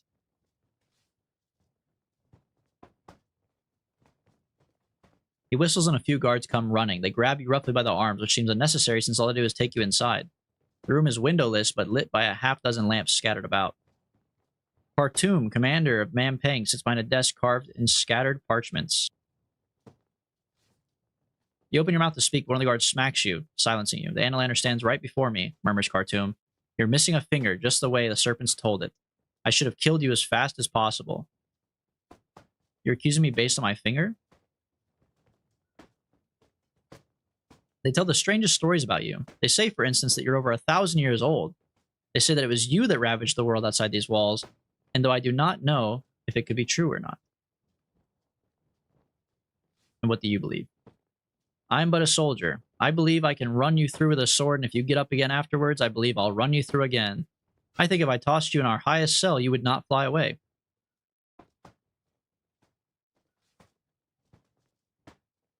If you kill me, I will come back for you. Well now, you really are as black-hearted as they say, aren't you? We'd better put this immortality of yours to the test. Guards, take her to the block, and don't waste another moment of my time.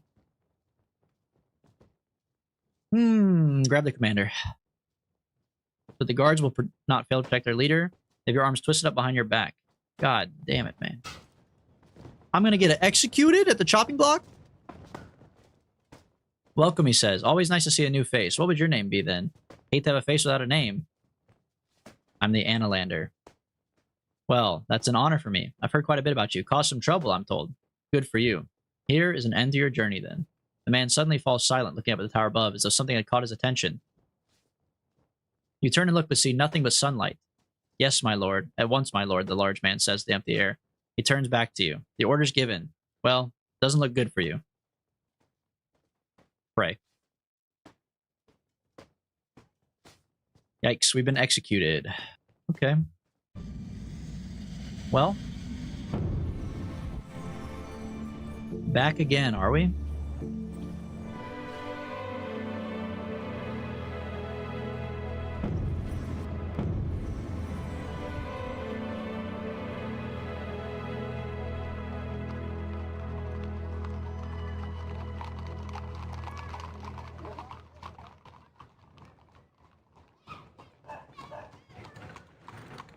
This is tough.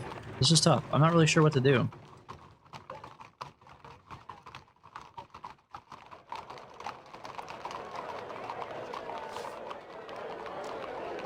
We haven't been this way yet, so this is the only possible answer, right? A tavern. The Bony Hand. The whole building seems to have sunk at least a foot into the ground from neglect or age or both.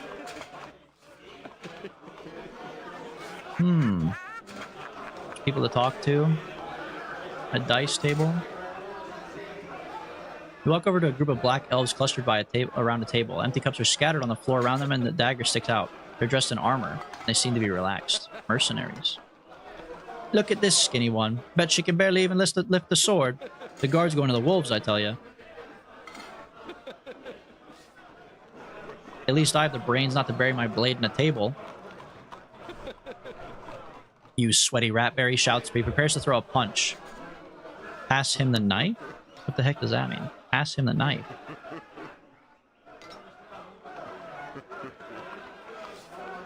You quickly scoop up a nearby chair, and before he can land his blow, you break it over his head. From the bar, the innkeeper shouts at the annoyance. Cast Fireball. I think I'll get kicked out. He can punch for 6, bro?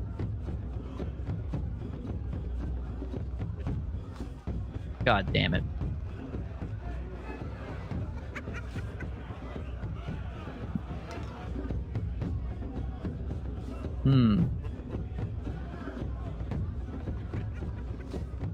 We're in a good old-fashioned bar fight, huh? We're gonna have to redo this one, I think. How much stamina did we lose? 4? Yeah. We gotta go again. Okay. We made the same mistake. But now we know better.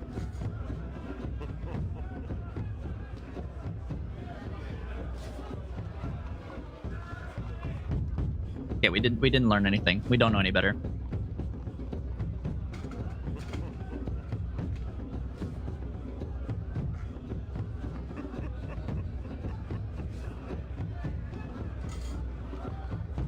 Alright, that's fine. We'll take 4, whatever. If we lost 4 twice, it was meant to be. He collapses. Search his body. Find a few gold pieces. Yes! We can now go to the dice table. Oh, we're so back on top. I'll play for money. 5 gold pieces, baby. We're so back. A little quick game of swindle stones, huh? The shit hand. 2 3s? Unlikely. What about 3 3s? Now there's not 4 3s. I promise you that, young lady.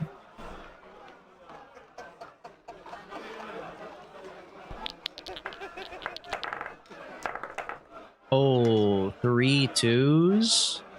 You have 2 2s? 5 2s. Send it. She thinks there's 6 2s. That goes crazy.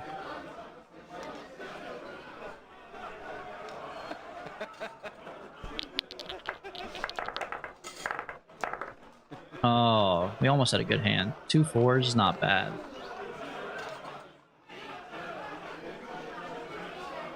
What does she say?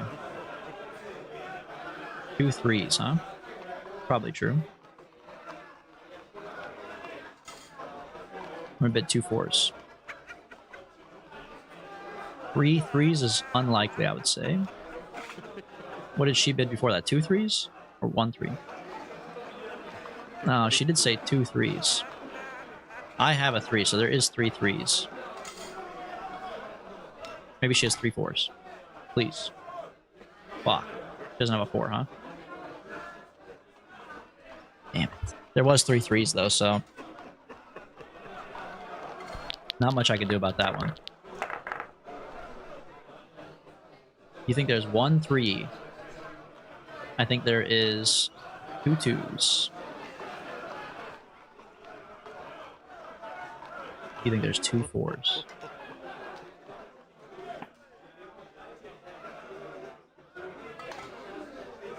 What she said, there was 2 3s earlier? 1 3? 3 2s. God damn it, she's running my shit, man. Obviously there's 2 4s because she has 1 and I have 1.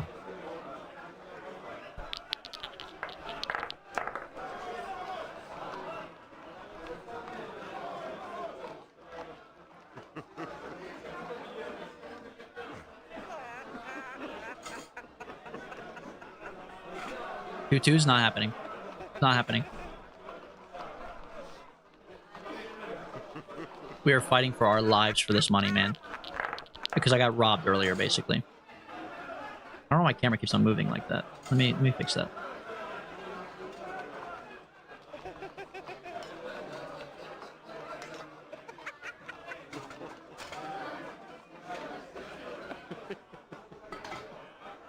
Okay. 1 2. Milady? I believe there's 2 2s then. There's not 3 2s though. That's how you do it. Read 'em and weep, baby. Well done. Another game. She hands over 10 gold pieces. Fine. Okay. That's good though. The innkeeper is a scowling dwarf who spends more time shouting at customers to wait their turn than actually serving. After an age, he comes over to you. Ale is a gold piece. Do you want something else? I'll have some ale for 1 gold piece. 1 ale, please. You're reaching into your pouch to pay for the ale when a melodious voice says, "Don't trouble yourself." You look up to see a handsome half-orc. "I'll buy you one." Oh, a guy's hitting on me at the bar? Now the least you can do is join me at my private table, he says. Fuck, bro. I'm so glad you came, murmurs your friend from the bar, somewhere ahead in semi-darkness. Who are you? The stranger laughs as he turns to face you. He's no less charming, despite the malice it now clearly shows. 2 burly thugs were standing beside the doorway. Oh, and they hold each of your arms. Lena summoned Ghost to mess with the camera? For real, dude. You open your mouth again to protest, and the stranger smacks you across the jaw with a gloved hand. Well, Annalander, it seems the entire fortress is searching for you, yet you decide to wander into a tavern and order a drink. The Archmage will pay well for you, that's for sure. But first we'll see if there's anything worthwhile in your pockets. And with that, a thug begins to pat you down. But I really can't cast a spell, they're holding my hands, brother.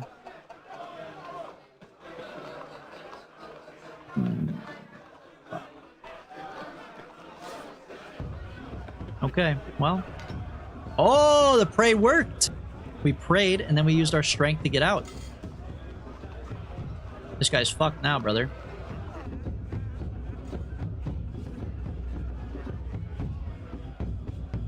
We don't hang out with uggos. Holy shit, this guy's strong.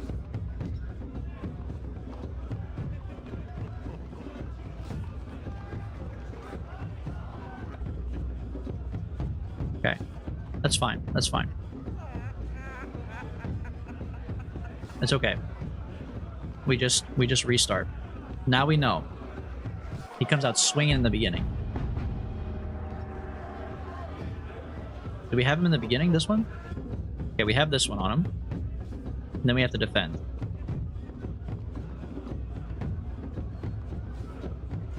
Now he feints left. We defend again. Oh, fuck. That's bad. Okay. Now he dodges right. We lunge. The bandit's barely able to stand. He can still hit for 4.8 when he's barely able to stand? Are you joking? What the fuck are you talking about? He's barely able to stand, dude. He's standing just fine. Oh my god. On 1 HP, he's allowed to just fucking destroy me like that, huh? Oh my god, this time he's blocking.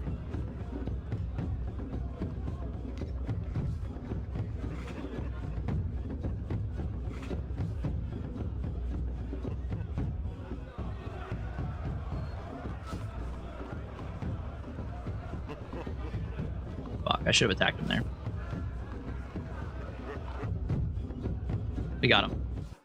Not bad. 2 stamina lost, not bad. The bandit falls while the other sits in the corner moaning over his broken foot. The beautiful stranger backs up, terrified. He's certainly less attractive now. In desperation, he tosses a chair at your head and slips past as you duck. Chase his ass. I'm not letting him get away. You charge out of the main room of the tavern, but the stranger is already nowhere to be seen. He's fled. You notice several patrons are staring you wide-eyed and realize that even a man paying, it's impolite to wave around a bloodied sword. You are badly wounded. Fuck that guy, man. You find a corner table and sit down, nursing your ale. You look at the other drinks, marveling. The stranger walks up to your table and says, "May I sit?" "Please." The stranger bows a fraction and sits. "My thanks, it's been a tiring journey. I move very slowly. Away from the bar, it's quiet enough to talk even with a soft-spoken figure. I am the priest of the Sun Serpent. I pay homage to its great light."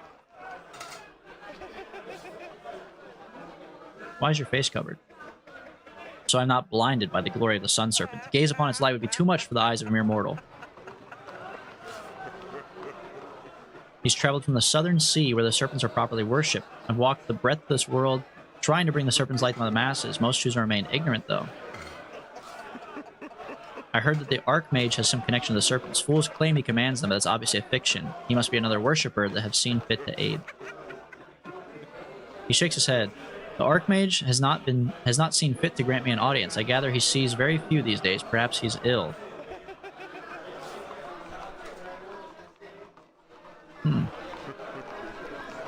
Think we can buy a bed? Oh, we could buy food. Buy some stew.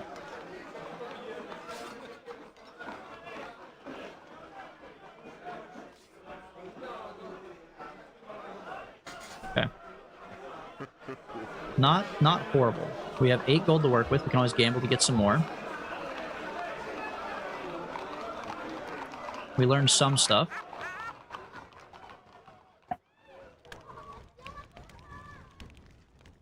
You follow the road to a junction where there's a collection of nestled, winding alleys lead away. Darkness closes in, you need to rest. Peering down hints at a maze of twisting paths and shadowy nooks. There's a small fire here with a few figures sitting glumly around. Look at the people. I would like to spend the night by the fire, but I guess I'm going to talk to them first. Something about your appearance must be foreboding. No one will talk to you.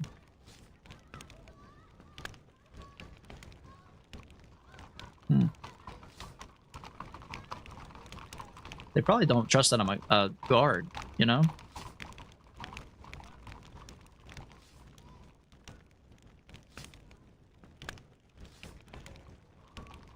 Okay. Not a bad day. Not a bad day.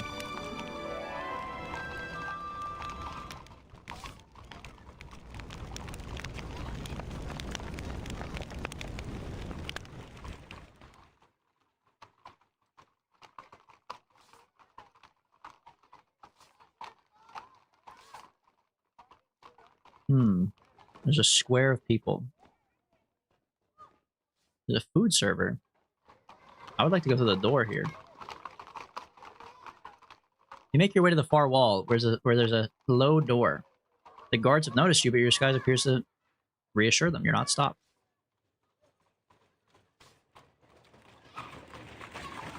Okay. You step through the door into a curiously quiet area of stone. Low towers rise from a dark pool of ice-laden water, with paths snaking across it from one to another. The whole place is worn and ruined. You cannot help but shiver. Some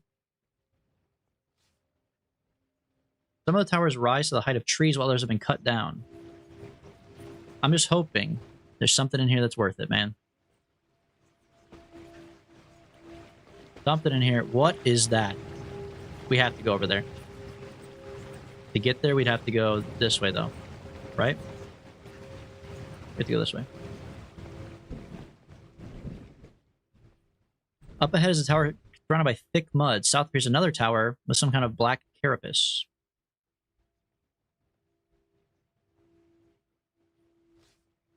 I think I have no interest in the black carapace one. We want to go this way.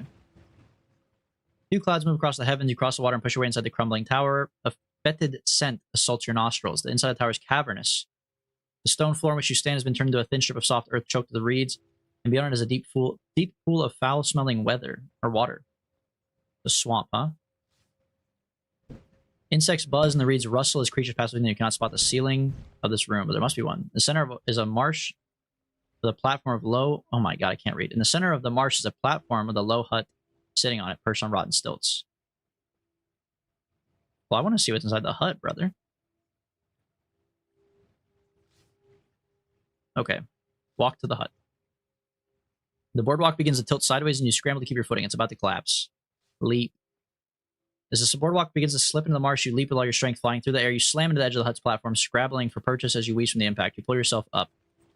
Let's go. We made it to the hut, baby. There's very little here. A row of tables with some rotten chairs tucked in beneath, and one of the tables has a stack of damp parchment. There's also a ragged hole in the floor. On the paper, it says the spell has taken root. The reaction is self-sustaining and appears to be maintaining scale.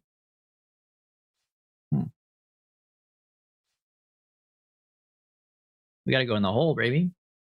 You're trying to swim, but the swamp is more mud than water, and it's definitely a whirlpool sucking you downwards slowly but inescapable. We've already prayed, right? Oh, we slept, actually. Swim for the shore. Okay, we'd like to go, ideally, either one of these works, right? We want to make it to the gold building back there. That looks sick. Let's go to the northern shore. There's a frothy, thick, foul water. Amazing.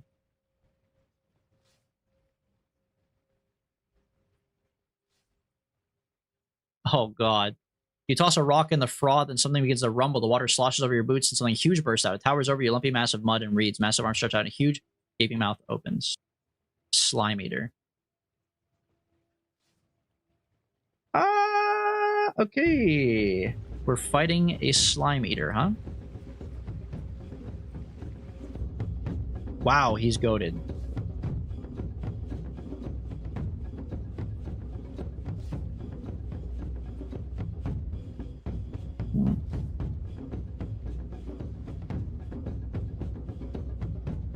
He's a lot of health. I think we're not gonna fight him on this one. I gotta think about this for a second.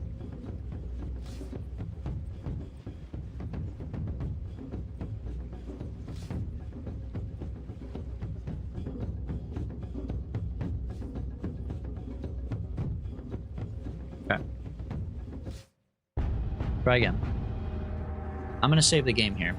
I'm feeling a little stumped, a little confused. So I don't want to I don't want to sit here and just go in circles all day long. So I'm gonna stop it here. I'm gonna do a little perusing in my mind, think about this some, and maybe come back next weekend. So thank you guys for showing up. We are one step closer to completing our quest and destroying the Archmage. We're right up front. We tried to go to his building, but the guards arrested us and had us executed. Our head was chopped off. We were killed by a bucket of goblins. A lot of great stuff happened today. So maybe next weekend we'll do better.